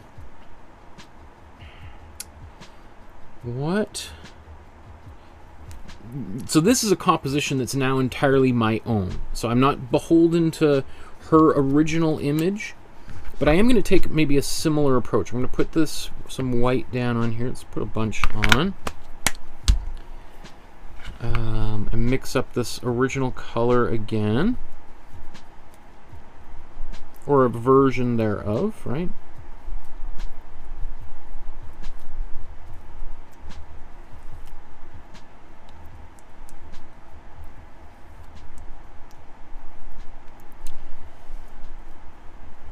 Very quiet chat today. This is the most quiet chat considering how many people are watching right now. So I'm curious, is anyone else using a palette knife for today's episode? Are people just watching? Or people making their own paintings? Because I know a lot of you do that while I'm doing this. And they're like, oh, okay, yeah, I'm not interested in painting that, but I don't mind sitting in and watching. So curious to know what how people are experiencing today's episode. So I'm going to kind of do the same thing that she did, go around and maybe clean up the outer edges.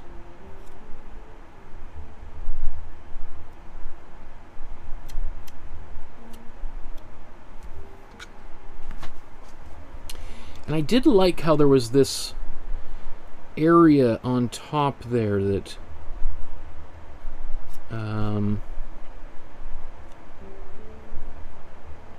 had all that color there originally. So I might keep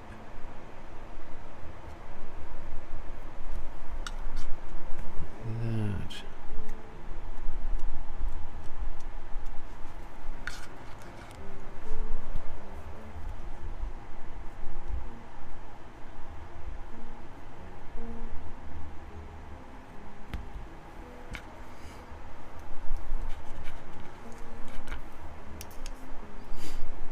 Okay.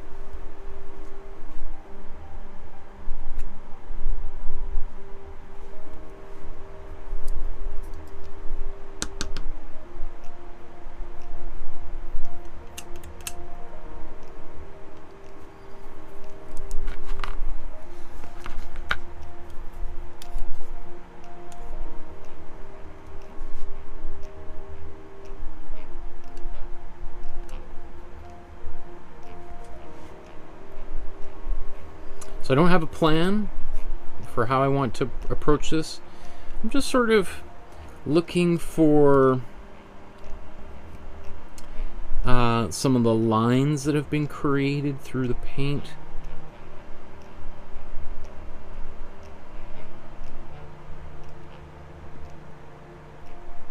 Okay.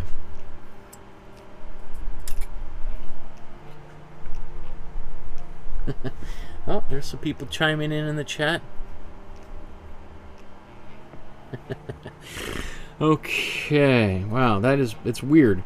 I think what I'm gonna go back into the color a little bit, bring some colors that got a little bit drowned out there.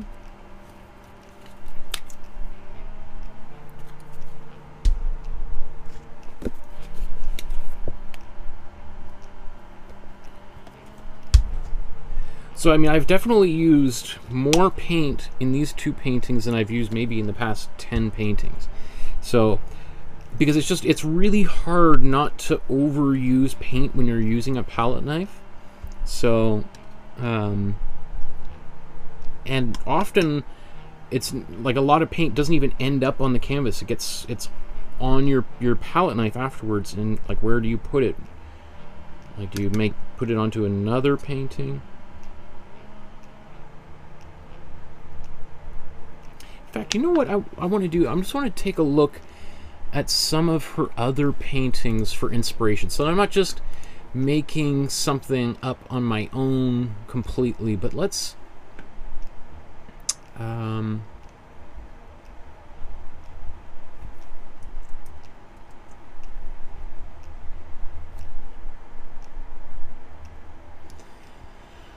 just looking at, you know, actually this is on...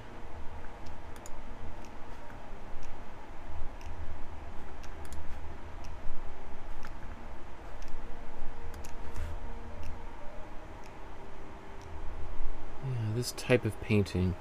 I'm gonna kind of use that as the inspiration for the painting I'm working on right now.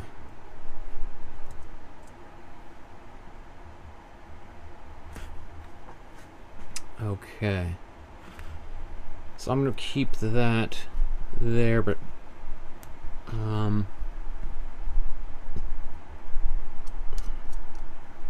so she's actually using a much smaller palette knife. Well, it means it's probably a much bigger canvas. So I'm just going to transition to this a little bit more rigid palette knife.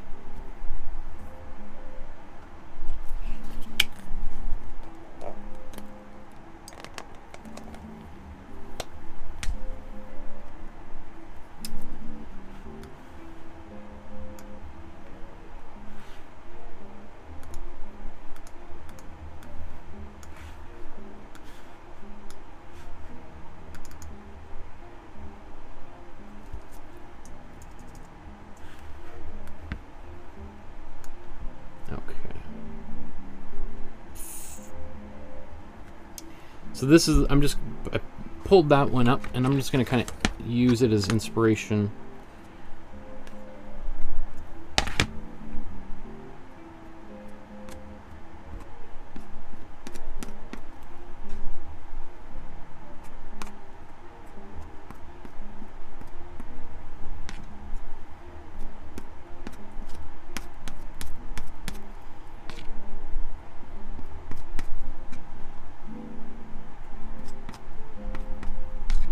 I'll say that, like, one thing about doing this type of painting is it really feels like you're flying without a parachute.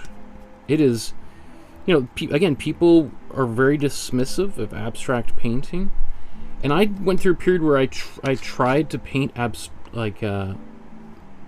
tried to become an abstract painter because I had a bunch of friends that were abstract painters, and I just was so curious just to get a window into that world, and I just couldn't do it. I ended up, because it honestly ended up feeling like I was going a little bit insane, because you're sort of like, anything could happen, and when anything can happen in a painting, it's like, whoa, what do I do? I think I just need a little bit more structure in my own personal life and art practice.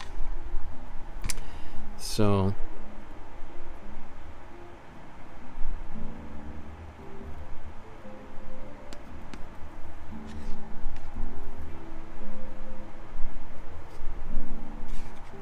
my goal with the image on the screen there is not to make that exact painting, because I'm already kind of a little bit too far down the line. But I just wanted to kind of think about like the way that she's applied these brush strokes, these small little areas of color, which is a little bit different than the previous one that we were looking at. Let's get some white on here.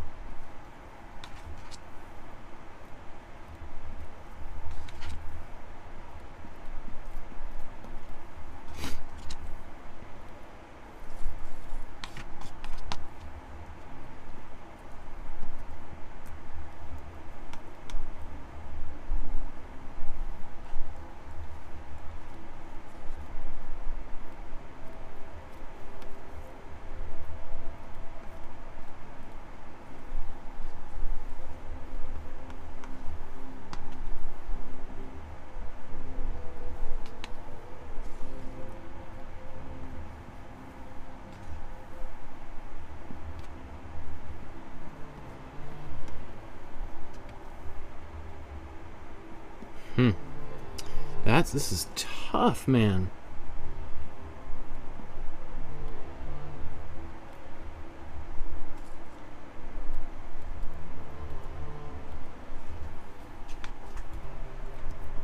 And the tendency to want to create an image out of an abstract, like all of this chaos, is really strong. Like even just putting these lines, like, oh, I could turn that into some legs of something, and then this could be the head of a buffalo or something. And, you know, to avoid doing that kind of thing is, and anytime you see an image, to paint it back out is really intense, right? It's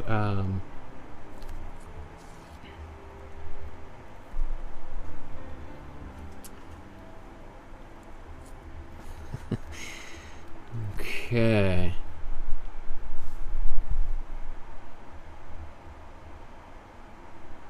That's interesting. Definitely. I was not expecting to make a painting like this today at all. And I'll just, like, so you have an idea, like, what I'm thinking as I'm looking at this. It's like, I'm trying to decide, is this awful? Or is there something actually really interesting that I've created here? And then, do I want to get even more expressive with the paint? Or do I want to start to kind of shape it more? And I don't know, to be honest.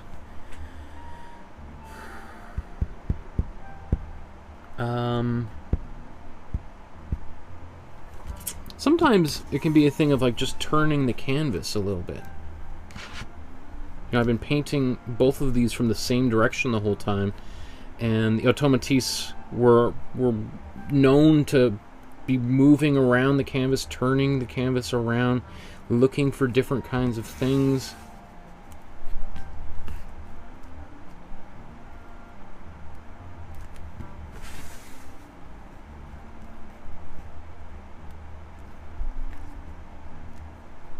I don't know. I kind of like it.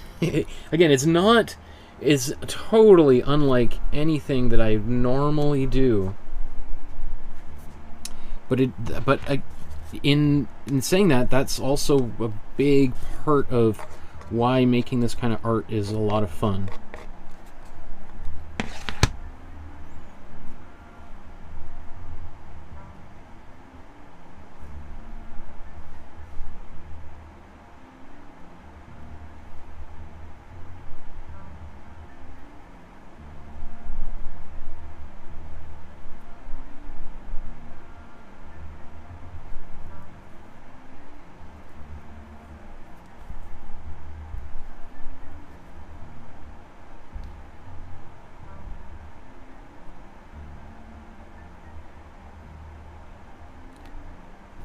don't know. It's definitely weird.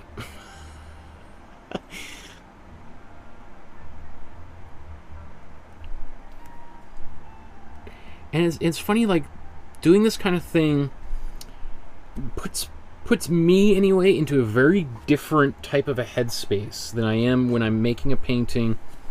Again, we did painting just the other day of Nelson Mandela, and it could not be a different type of feelings and thoughts that I have while I'm working on this than I worked on that painting.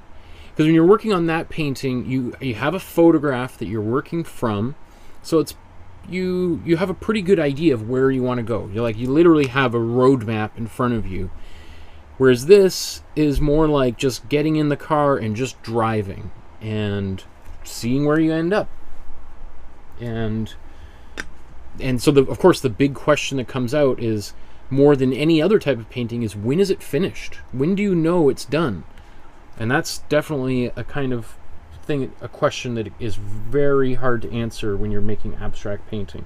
And one of the things that terrified me when I was making abstract painting, because I would just end up painting on it for hours and hours and hours, like weeks and weeks and weeks, and I'd put it down and pick it up later on. I'd go out to the bar with friends and then come back to the studio and just keep on painting on it, and I was just like, oh, I have no idea when these things are done.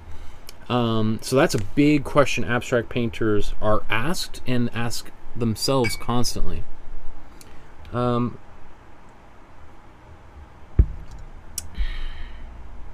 don't know, I kind of like that.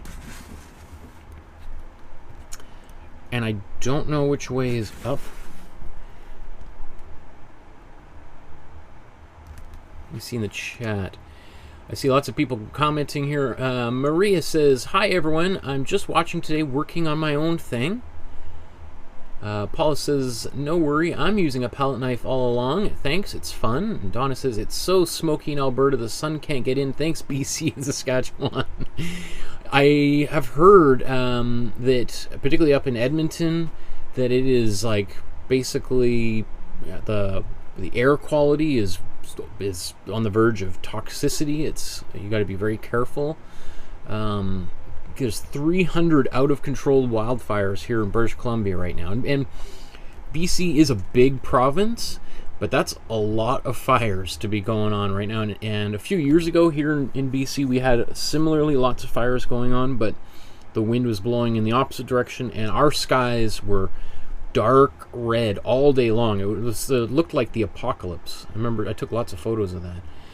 Heidi says, yes, I'm painting with the one and only palette knife I have, and I find it hard to get the paint on my curved palette, but it is fun.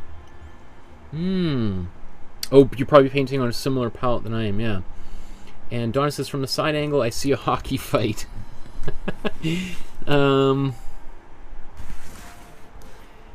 Maybe it's in this angle. It kind of looks like maybe some arms and limbs flaying out in every way. What is actually very interesting is this painting, even more so than Marcelle Ferron, reminds me of the artist we're going to be painting on Thursday, Philip Guston, who for a period of time in the middle of his career went totally abstract, and some of his paintings have a similar quality to this. Of course, the painting we're going to be making on Thursday looks nothing like it, and we'll talk about why he made this incredible 180 transition in the middle of his career, at the height of his popularity, changed everything, and literally denounced his old paintings like this as a sham and a lie. But anyway, that's just a little preview for Thursday's artwork. I don't know. I'm kind of like that. It's weird, and I generally am not the biggest fan of these bright color, primary colors like that on there, but it kind of works. Yeah, I think I'm just going to leave that one. I think I'm going to leave this. We'll see. Maybe. Often what happens too, why I like working on multiple paintings at the same time, is sometimes I work on one painting and I'm like, you know what, I think I think that's done. Or conversely, I feel like I don't know, I have no idea what to do to it. And then I just put it to the side, stop thinking about it, and turn my attention to something else. And often while working on that, I then create some solutions that may not even solve anything on this canvas, but work on the other one, right? Sometimes maybe it's a color you mix accidentally, and then you're like, what can I do with this gorgeous color? Oh, the other painting, and that solves all my problems, right? So, anyway, let's get back to this and think about,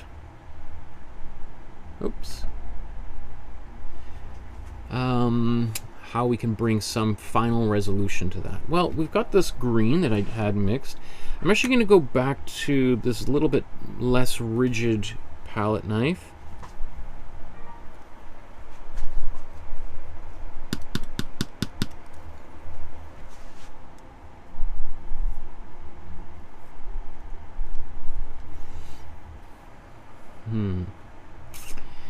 Let's get some more yellow.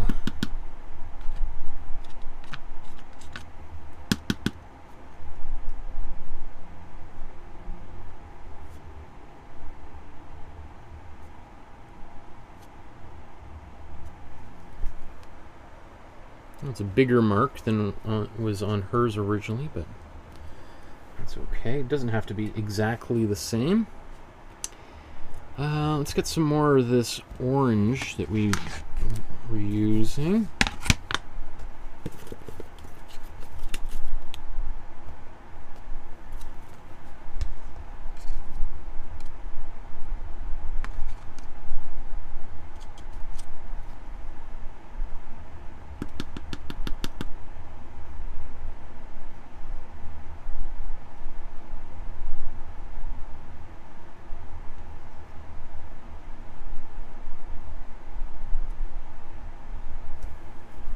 So picked up a little bit of black in there. That's okay, but I'm gonna just wipe that off.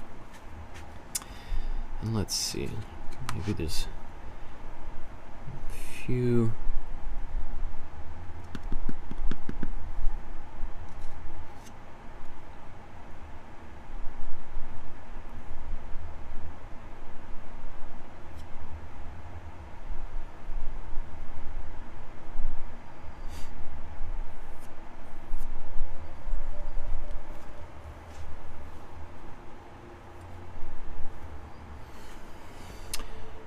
Okay. I want just a little burst of cold yellow in here. So you know what, you can even just take a bit of paint and put it right there directly onto the canvas.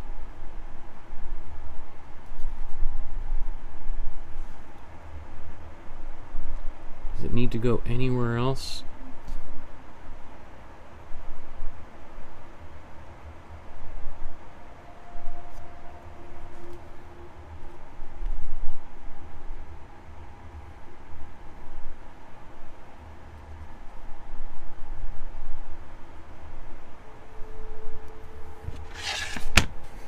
Let's see, maybe I'll make a bit of a brown.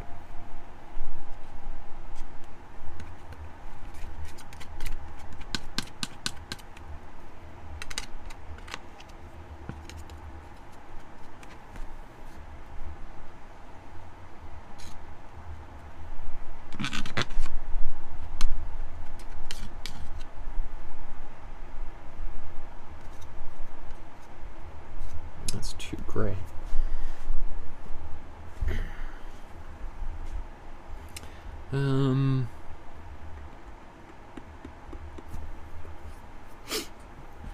Let's do some more magenta.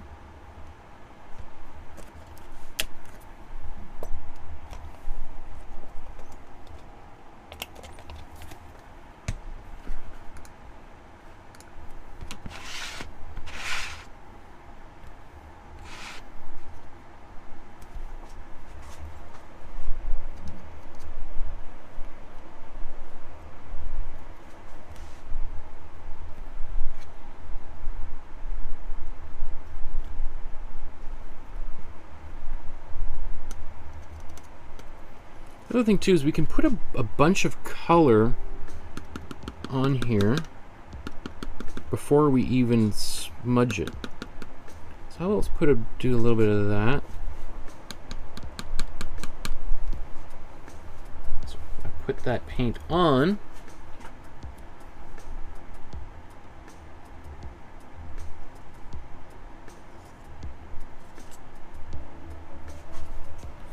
All right, and then maybe wipe a little bit of the excess off.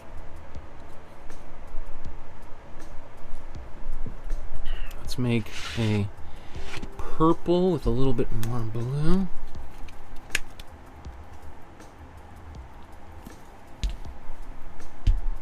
Let's put a bit of warm blue in a few places where we should see a bit of purple.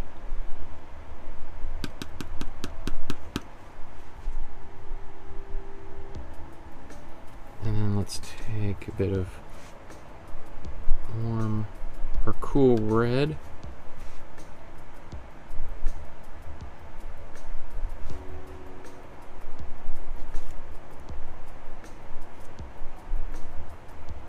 Mix it in a bit.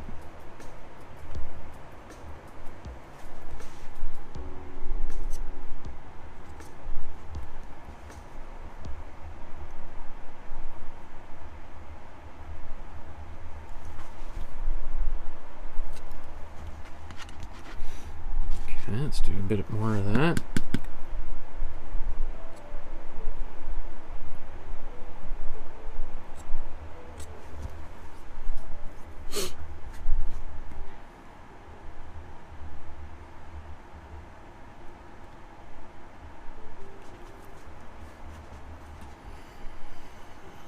Okay, I'm gonna take a bit more blue, and I think I'm getting close to finishing this up. There's only really, again, after a certain point of trying to do this, it becomes a little bit absurd to try to replicate any of this type of a painting.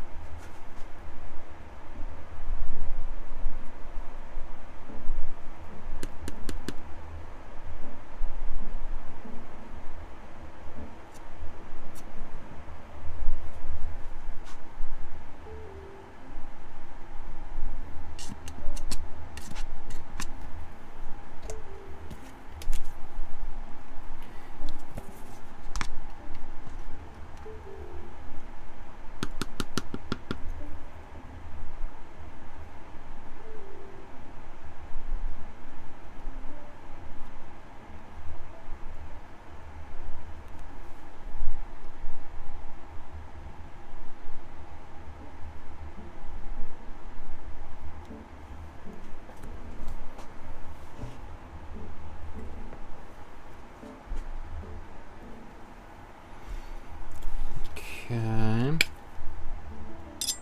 I'll take a bit of doing a bunch with the cold blue. Let's take a bit of the warm blue and cold blue.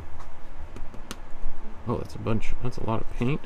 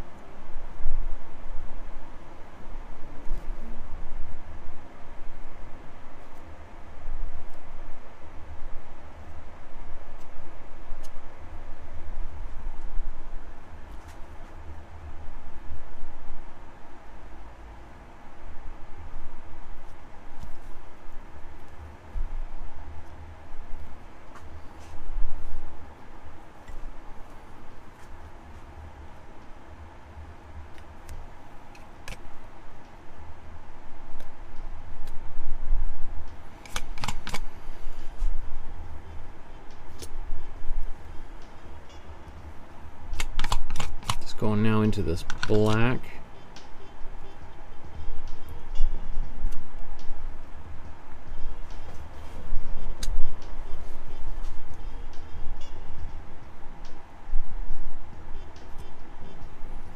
Let's get a bit more black on here.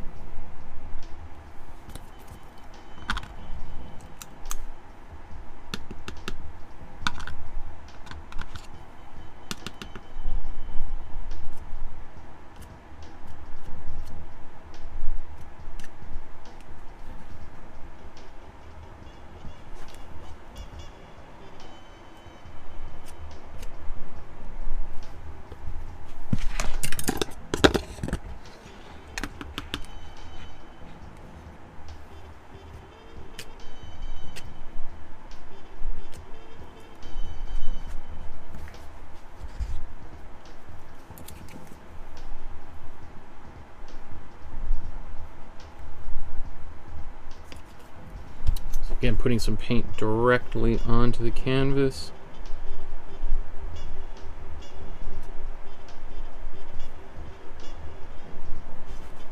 It's hard to tell exactly which direction her brush strokes were moving when she was doing some of this, but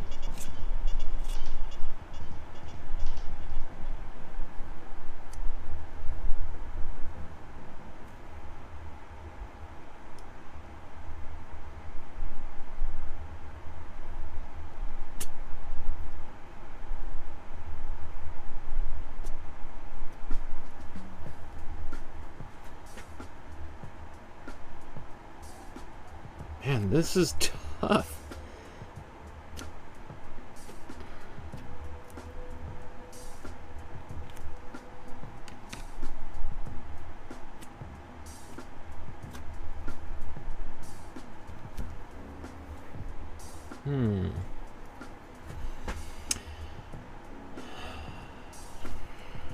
Do I want to put any... I'm going to take a bit of white now.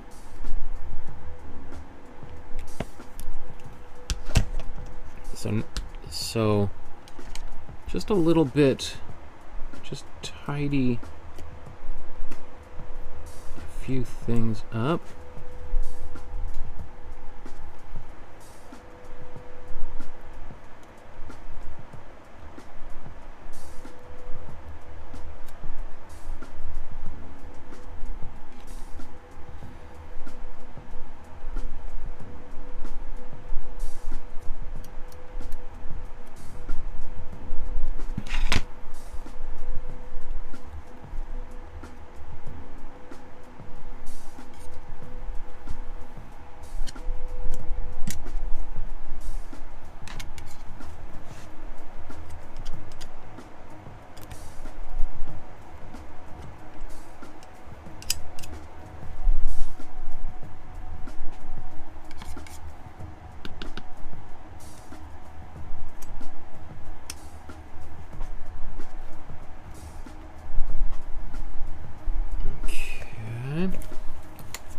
Just a little bit more of that white with, I'll take a bit of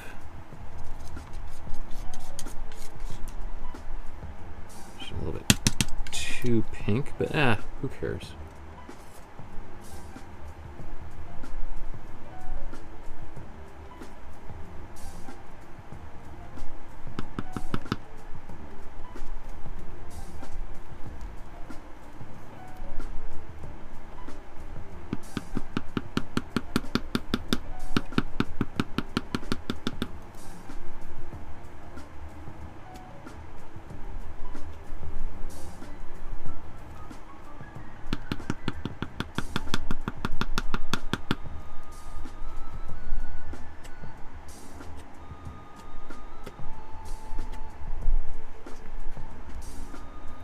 I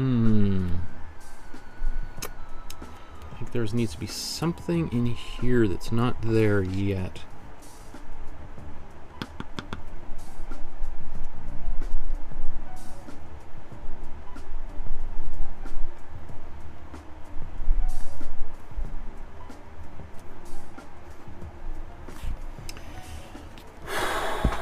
I don't know. My goodness, this is It's a mind warp for sure.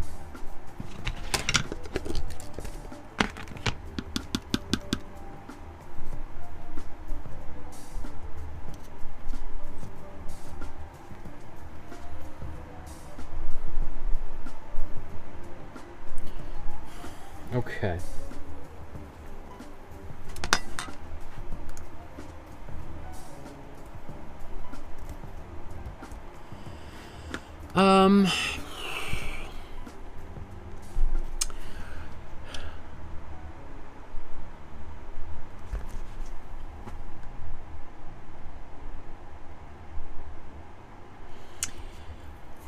You know, it's again one of these things that at a certain point you got to put the original away and let this painting exist on its own. It's almost especially in this type of approach to painting. I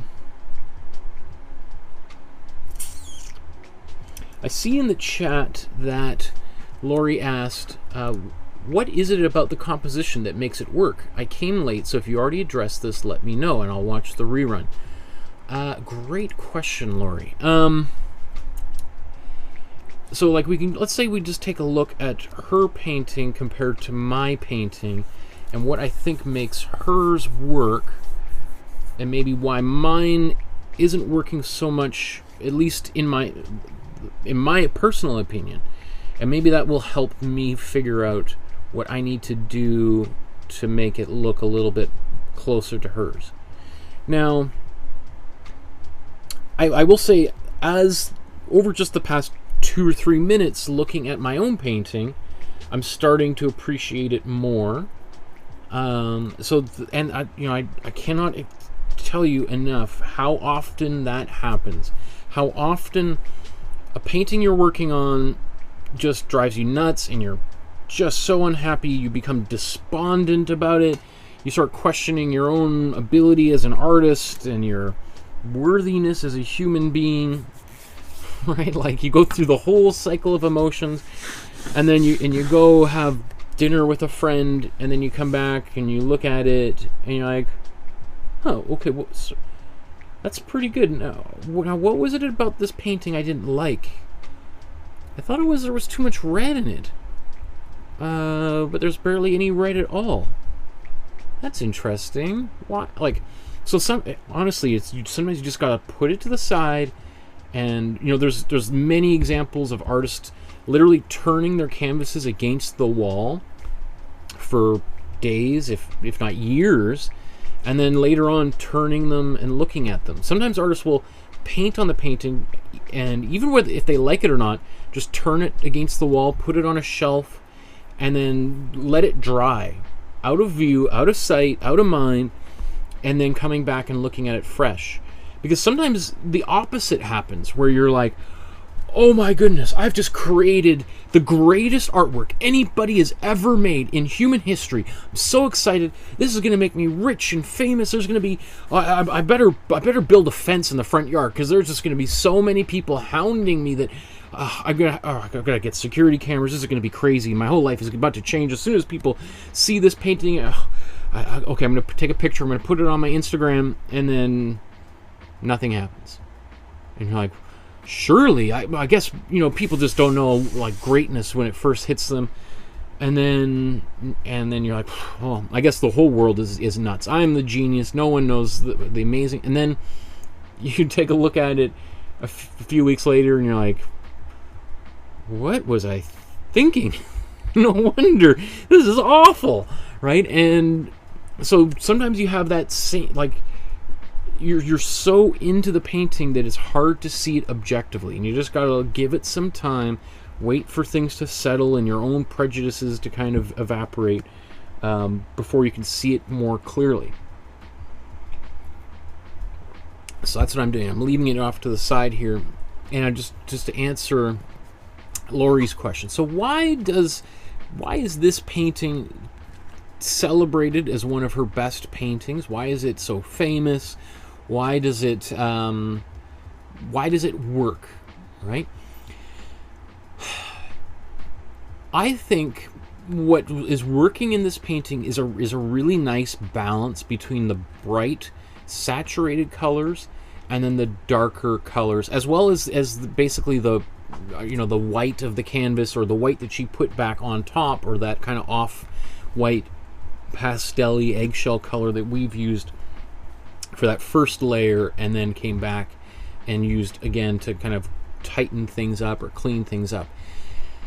Because mostly in this painting, we have like this bright green here. We've got a little bit of bright orange. We've got another bit of bright yellow. Oops. And some reds. But for the most part, this painting is relatively subdued. There's not a lot of loudness, and whatever loudness it is sort of surrounded by other darker colors, or lighter or very light colors, white, right?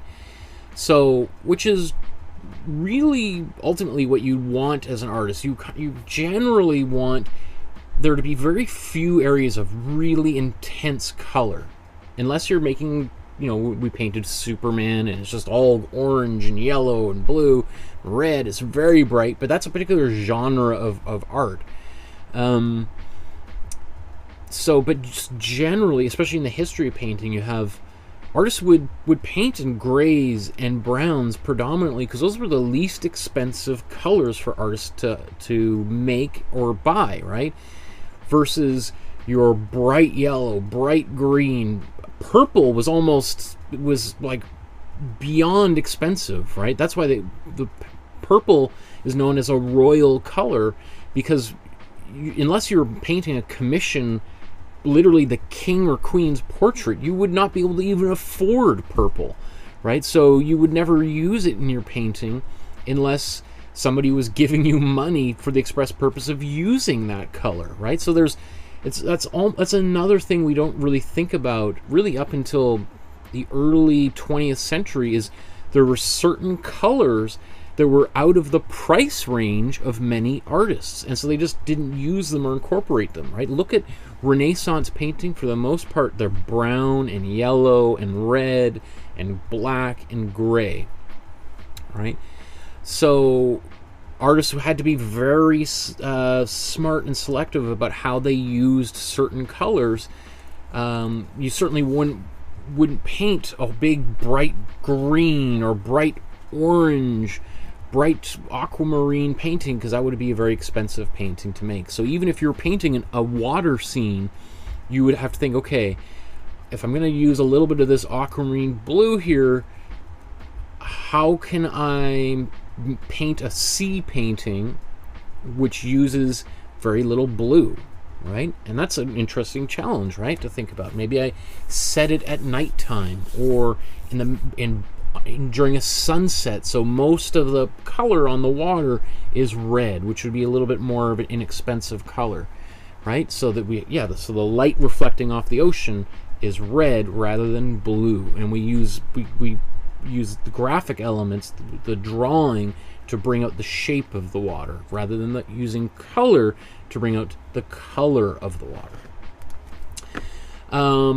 So that would be my first thing, is that she's done a really good job of balancing the bright and the extreme contrast between black and white, and just these little pops of color, rather than mine, where if I start bringing it back in here, I have a lot more bright colors in here, and maybe it could probably use a little bit more nuance.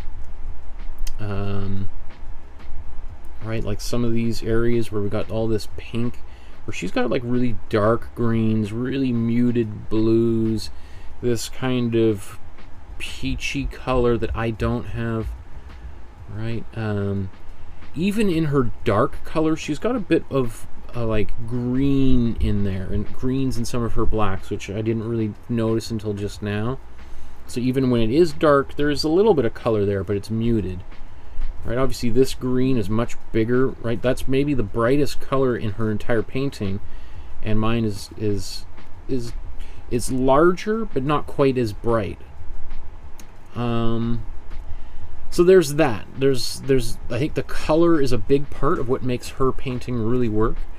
The other thing that I think is working really well in her painting is these very pronounced lines, these diagonals in here, which really help lead the eye around the painting, right? It's almost like landing strips or roads. It gives direction for our eye when we're moving around the canvas. And traditionally, artists spend a lot of time thinking about what thing do I want people to see first, and where do I want people, when people just walk into a room and they turn and they look at the painting, what do I want them to see first?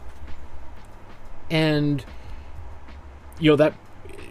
that's do I want them to see the face first? Because let's say it's the Mona Lisa.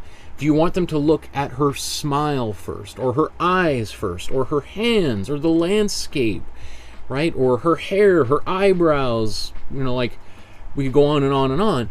So what is it that you as an artist are, because you're sort of telling a story with every painting, right? And the order that story unfolds is important and meaningful, right? So there's a difference between if you go right to the eyes, and then you go to the hands, and then you go to the shoulder, and then you go to the knee, and then at the very last thing you end up with the Mona Lisa's smile.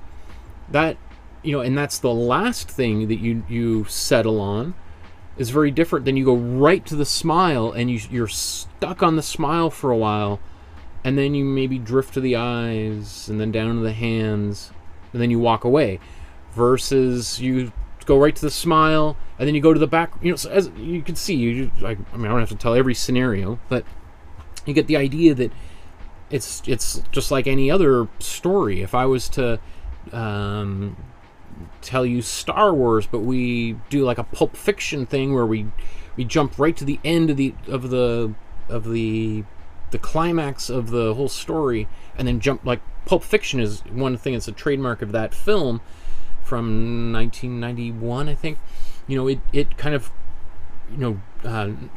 it's a 30-year-old film, right? So I don't know spoilers, but John Travolta and Samuel L. Jackson are in that film, and I think 20-30 minutes into the movie, John Travolta, whose name is like the biggest name in that movie, dies, and you're just like, what? This guy that's sort of being set up as the hero of the film dies, but then the next scene he's back, right? And so you're like, oh, that's strange. It's kind of a jolt, right? So the way that story is told and what comes in what order influences how we experience that film. It's the same sort of thing in a painting. What are we seeing first, and what do we see last, and what is in between there? All of those things are really important. And we can use color, lines, shape, speed of marks. There's like there's not infinite, but there's like a dozen or so kind of main elements that painters have to help tell the story. So those lines are really important. If I look again at mine, my lines aren't nearly as prominent. She's got this big line. I've got that line in. And then maybe I've got here, but everything's much more kind of muddy and goopy, whereas hers, there seems like a lot more, like there's this diagonal here, which I don't have. So I'm just thinking to myself, should I go back into this painting now, bearing some of the things we've just been talking about? I think I will do just a little bit of work here. So let's just take some white. I'm just going to get a little bit of white on the edge of my palette knife here. And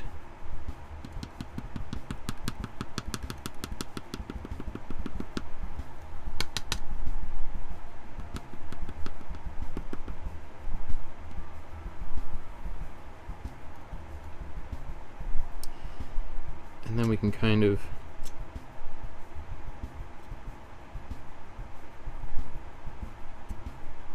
I don't have to blend it, I can just leave it as a solid line.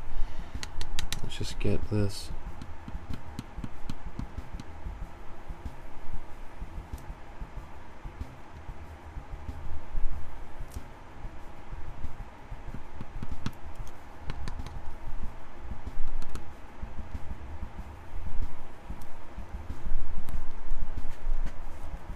Maybe that worked well before I started blending it. I could have just left it as a straight line.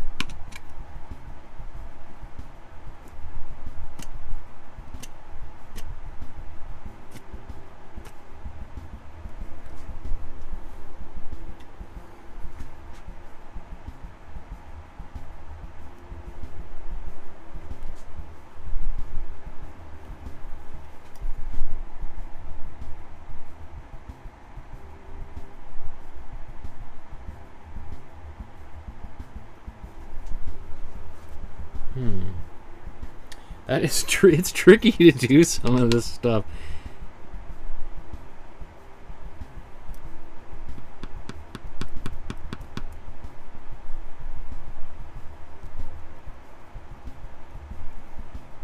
I don't think that's going to get appreciably better.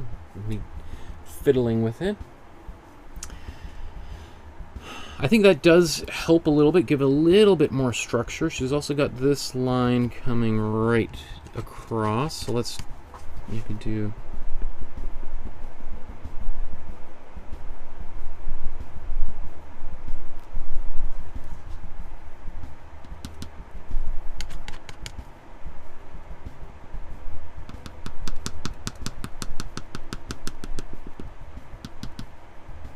Now this is not how she applied the paint onto the canvas, just to be clear.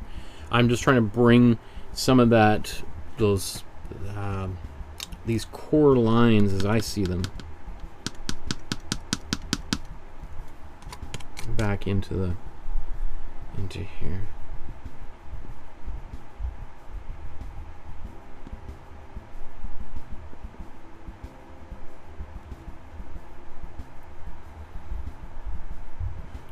Okay.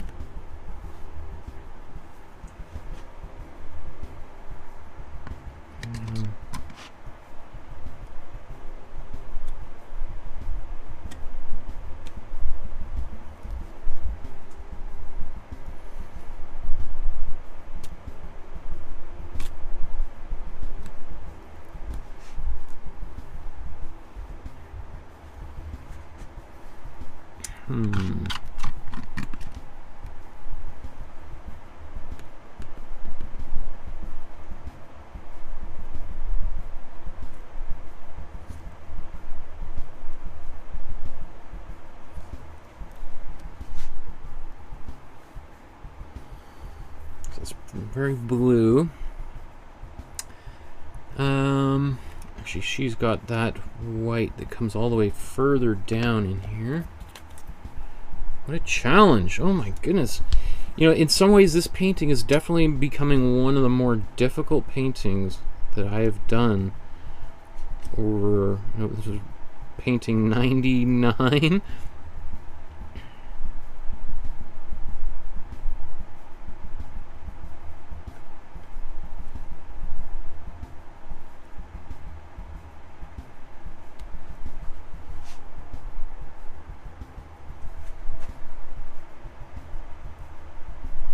Ay, ay, ay.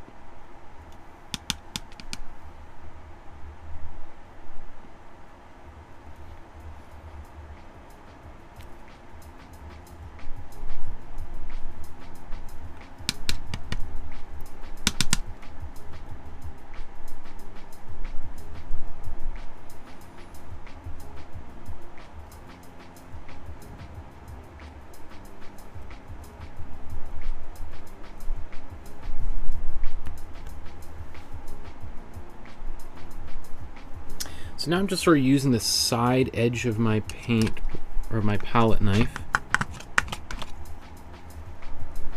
See if I can get some of these straight lines.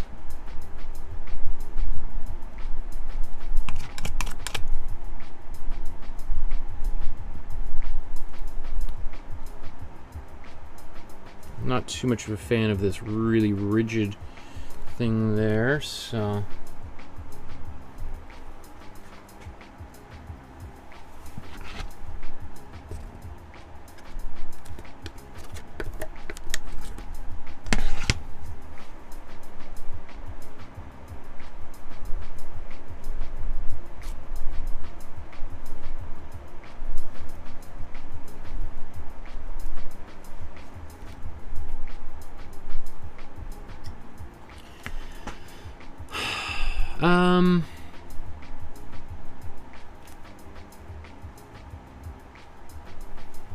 it's yellow.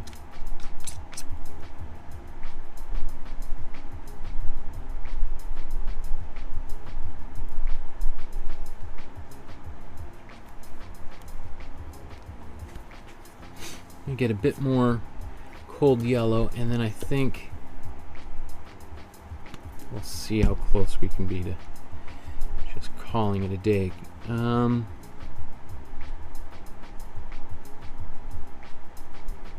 Okay, so there's all this. Okay, so one of the things that I'm running into is I've got all of this wet paint on here. So let's see if I can scrape up some of the wet paint.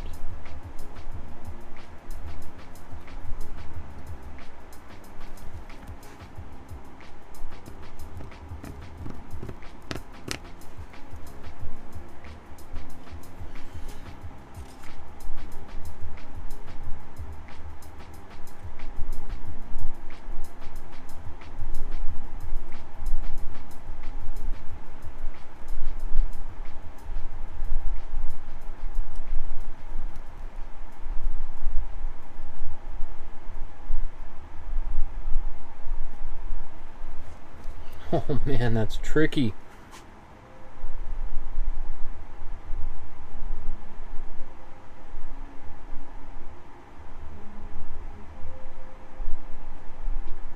Just keeps getting muddier and muddier. This is why she's one of the masters, right? You try doing this kind of stuff yourself, and then you get quite a big sense of appreciation for people that can do it.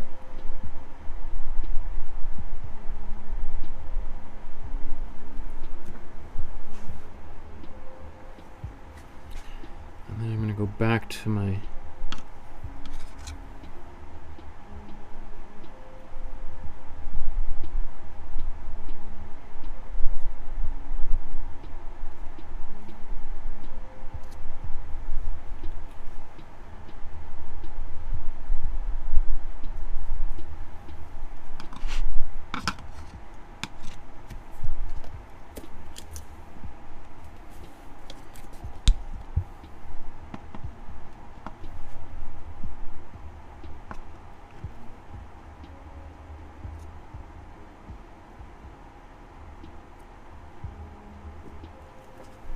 I don't know.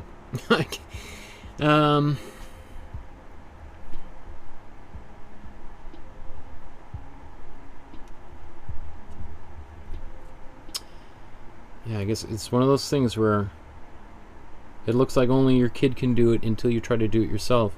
Then you're like, oh, okay, I get it.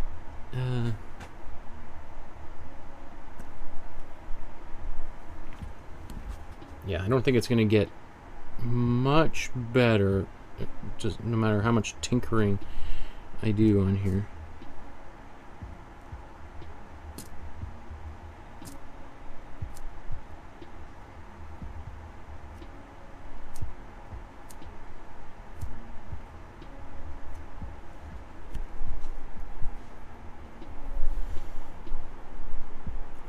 Okay.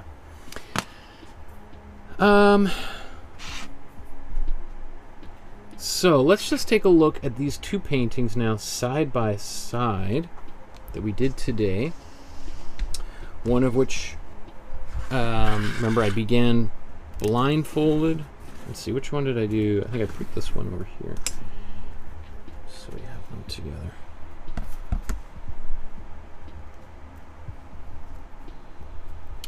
So this is the one based on Marcelle Ferron's original artwork.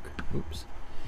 And this is the one that I created beginning blindfolded. And I do think I like it better like that, I think.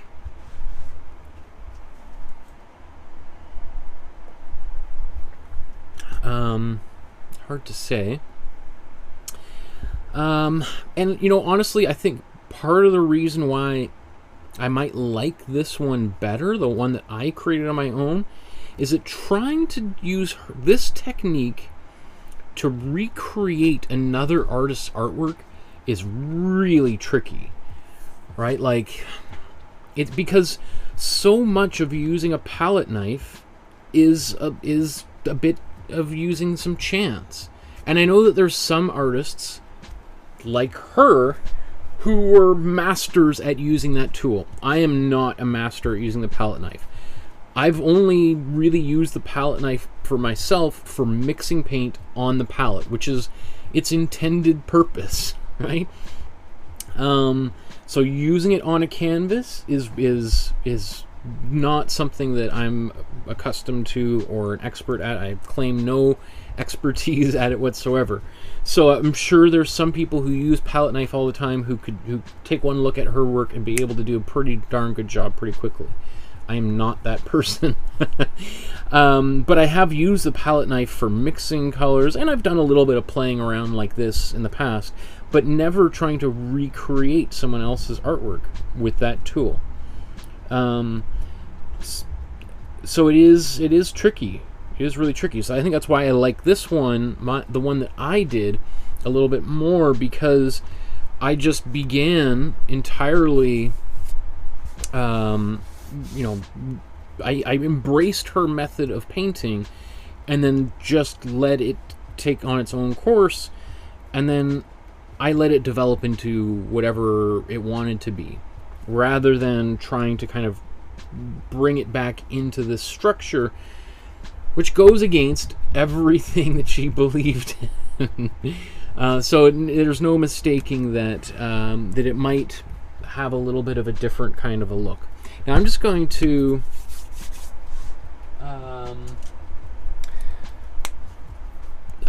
how about you let me know, what do you think I should call my painting here?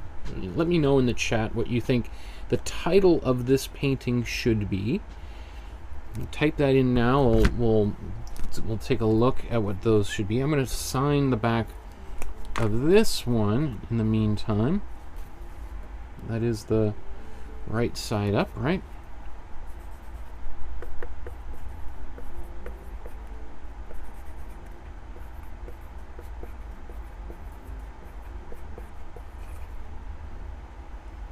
What is today? It's the July. Got wet paint all over here.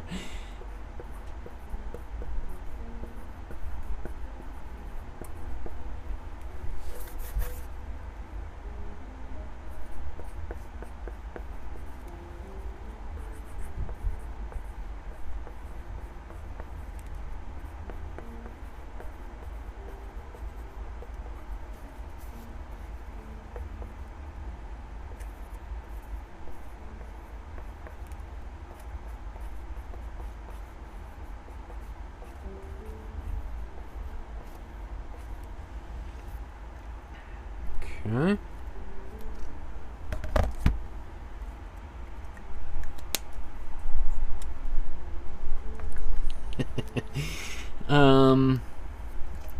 Okay. And this one, maybe while people are coming up with suggestions for titles for this painting, which again, this is the one that I created inspired by hers entirely. And I think I like this point of that angle more. I like that. It's interesting. This might be one of those things where, you know, I have it sitting upstairs and I just sort of rotate it every couple of days to see which way looks better. This is the way I'm kind of... Because there's something I start seeing a kind of face in here. Like this is a chin, maybe an eye or something, or mouth, a nose. I'm not sure exactly where the nose would be. But our brains are designed to look for eyes and things, like tigers amongst the trees, somebody who's going to attack us and leap out. So we are always on guard for eyes. So we're always seeing eyes and things in abstract paintings or light sockets in the fronts of cars, etc. So let's just see a couple questions here. Joshua asked, so another question, how do you paint a ground layer? I know this is a silly question since it's an abstract painting class, but I'm wondering, since I always hear the importance of a ground layer in an oil painting but not an acrylic setting. Not sure exactly what you mean by a ground layer, like because in every one of the paintings we make, we usually put down a ground. I don't, like, when you say a ground, like, often people talk about a ground being the gesso that you put on a canvas. So, because gesso is a good ground to work on. That's, like, you're literally, that's where you're building your painting, is on the ground. So, often, most canvases come gessoed, pre-gessoed, and then you put a white gesso ground on top of and then you sand that ground down, and then you would so if you're asking about gesso, I just gessoed a whole bunch of these paintings on these canvas boards for upcoming episodes. And if you're painting on a panel, it's pretty hard to screw up the ground.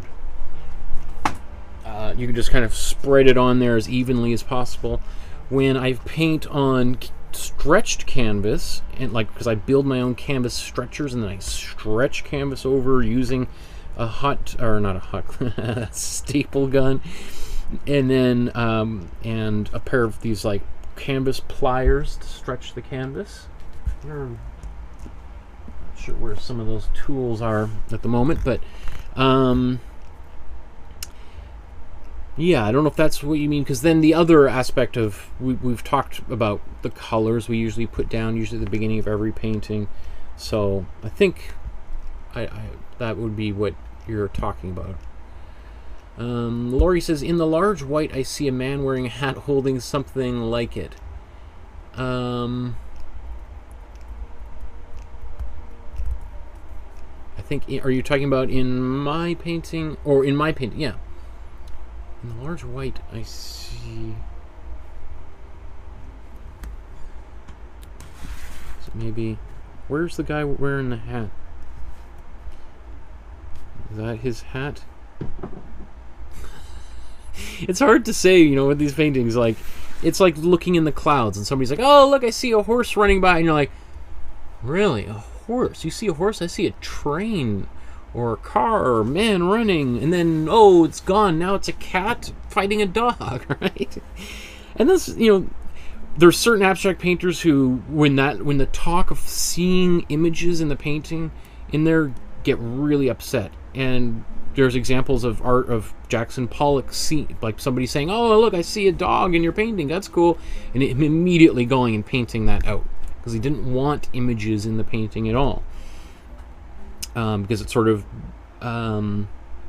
it goes contrary to the whole concept of making an abstract painting if you start seeing things in it, right? That doesn't stop people from doing that, because again, we are storytelling devices. We are looking for stories and faces in everything, right? We're very egotistical and self-centered that way, that we look for human faces in everything, right?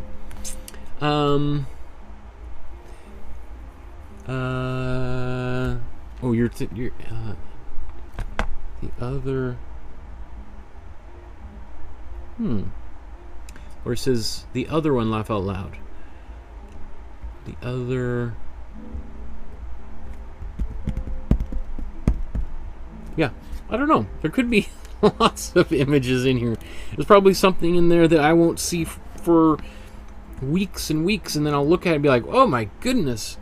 look at what, like, and that would be actually a very surrealist kind of a thing, and that's very much like Salvador Dali is, you know, that those double images where you see maybe it's a landscape and then you like, oh no, it's actually a nude woman, or it's an old man with a cane, right? And that is all about the unconscious mind recognizing things that might not necessarily be immediately visible. And the surrealists loved that kind of game. Let's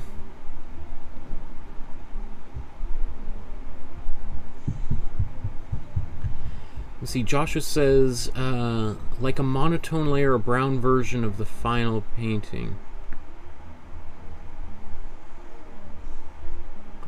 I'm not...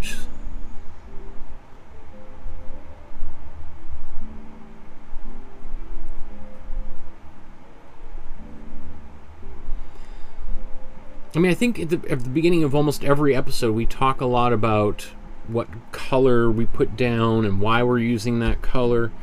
Artists use different colors.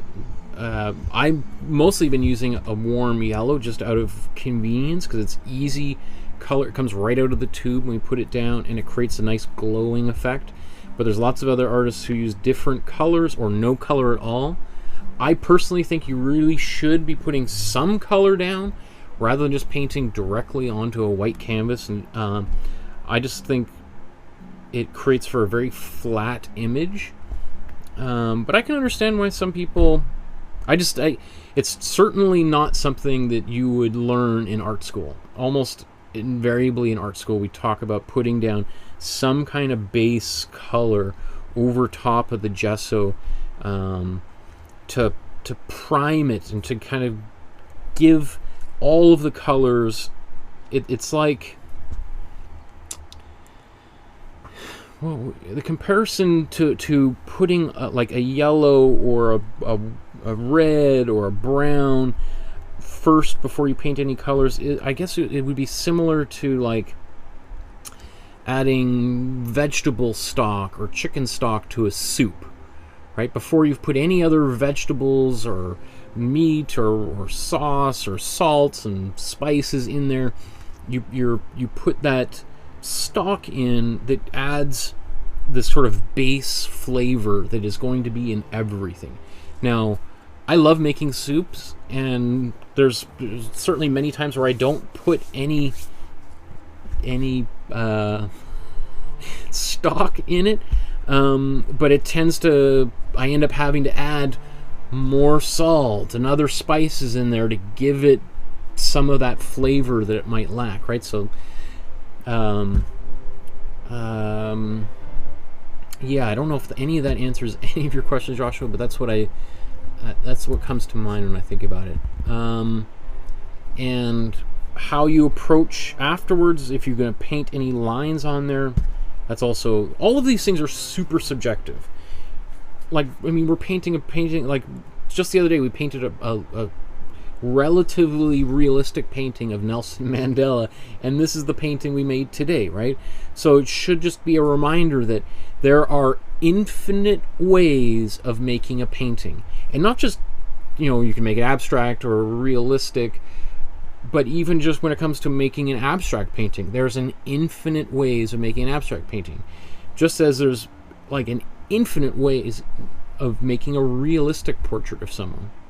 So I have my ways, and I like to think of myself as a student of art, despite the fact I teach art professionally, but that I'm always really intrigued to see how other artists make paintings. Like, I was invited by the Tom Thompson Art Gallery a few years ago to make artwork in honor of the 100th anniversary of Tom Thompson's death. And one of the questions that I got asked by the curator, we did an interview that's on their website, is she asked me, like, you know, if you could go back in time and talk to Tom Thompson, what would you ask of him? And I said, like, oh, well, you know, the most obvious question is like, how did you die? Because of all the mystery surrounding his death. But what I would say is, like what I would ask almost every other artist is, can I just sit and watch you paint for a while? Because I'm super interested. Like, what were the first things that Tom Thompson did on a canvas? What were the last things that he did on a canvas? What were some of the choices he made along the way? All we have are the finished paintings. There's only a very few number, like 2 or 3, that are quote-unquote unfinished, that he abandoned or just didn't have a chance to complete. So we really have very little clue as to, like, is the actual, like, literally the order in which he made each painting. And every artist has a different order in which they work.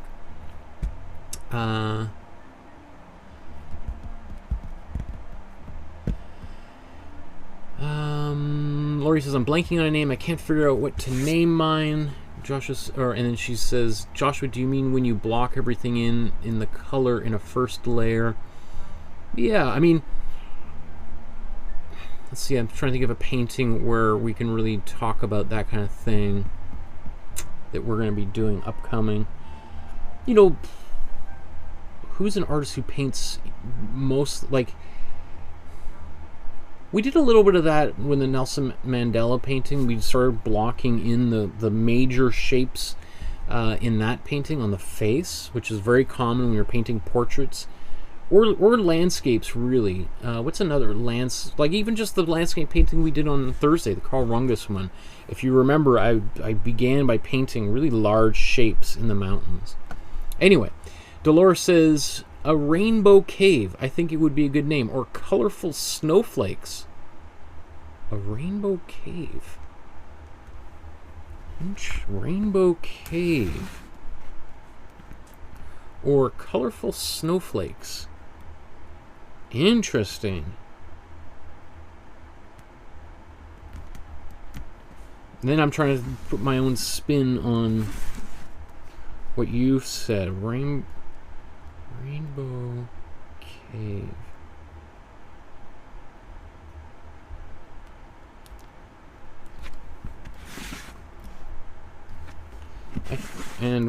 I think I'm going to keep it like this, and I'm going to take your suggestion, Dolores. And so let's...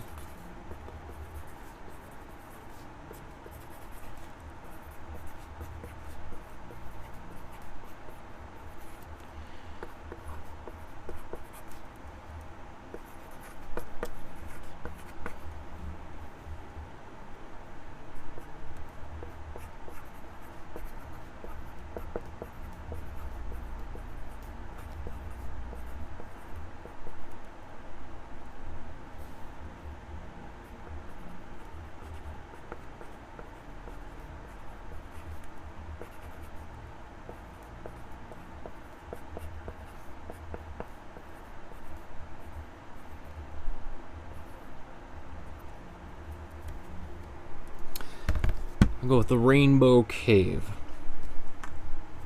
I like that. There's something kind of fun about the idea of a cave that has a rainbow in it. Sort of the least likely place where you'd see a cave. Okay, so I'm gonna cut it short here right now. Tomorrow at 5 o'clock Pacific time, a little bit later than normal, at 5 o'clock Pacific time tomorrow is our first episode ever of the Paint Arcade series. We're going to be painting Raven from the Fortnite series of games. Raven is one of the most popular Fortnite characters, of which there's almost an unlimited number of them, but one of the relatively original characters, and kind of an iconic image of the Fortnite series. If you've never played Fortnite before and you want to learn a little bit about that game, or you want to just have a little bit of an idea of what your children or grandchildren are up to and what they're talking about, and you want to make a Fortnite painting that would surprise them and think like, wow, my family is on top of it, that might be something to interest you. So at 5 o'clock tomorrow because that's when my wife is done work, and when daddy duties end and I can sit down and make a painting. I've tried doing them at 1 o'clock. We tried doing a Tom Thompson painting at 1 o'clock, and our daughter woke up and she hasn't been napping today either. So I think her midday nap might be a thing of the past now, so I don't think I can do these in the middle of the day as I was hoping to. Anyway, thank you everyone for joining me for this another one of these episodes. I look forward to seeing you tomorrow, should you be interested in joining us. And then on Thursday, we're doing a Philip Guston painting. And then on Friday, is it this Friday? We're doing, to celebrate the opening of the 2020 Olympic Games. Even though it's 2021, they're doing the 2020 Summer Olympic Games are opening on Friday. And we're going to make a painting of the greatest soccer player to ever live. She's a Canadian. Her name is Christine Sinclair. So we're going to be celebrating that incredible athlete as the Olympic Games begin. So we'll see you guys in... we're going to be painting every day this week. So lots of different, very different artworks that we will create over that span of time. So thanks everyone. We'll see you in a couple days. If you want to like and subscribe to the channel, that would be very appreciative. If you want to contribute some small amount to the show, $1 even, there's a PayPal link below. If you want to send a check or money order, contact me through the Facebook group. And we will see you when with some fresh paint and clean hands tomorrow. Good night everybody. We'll talk to you soon.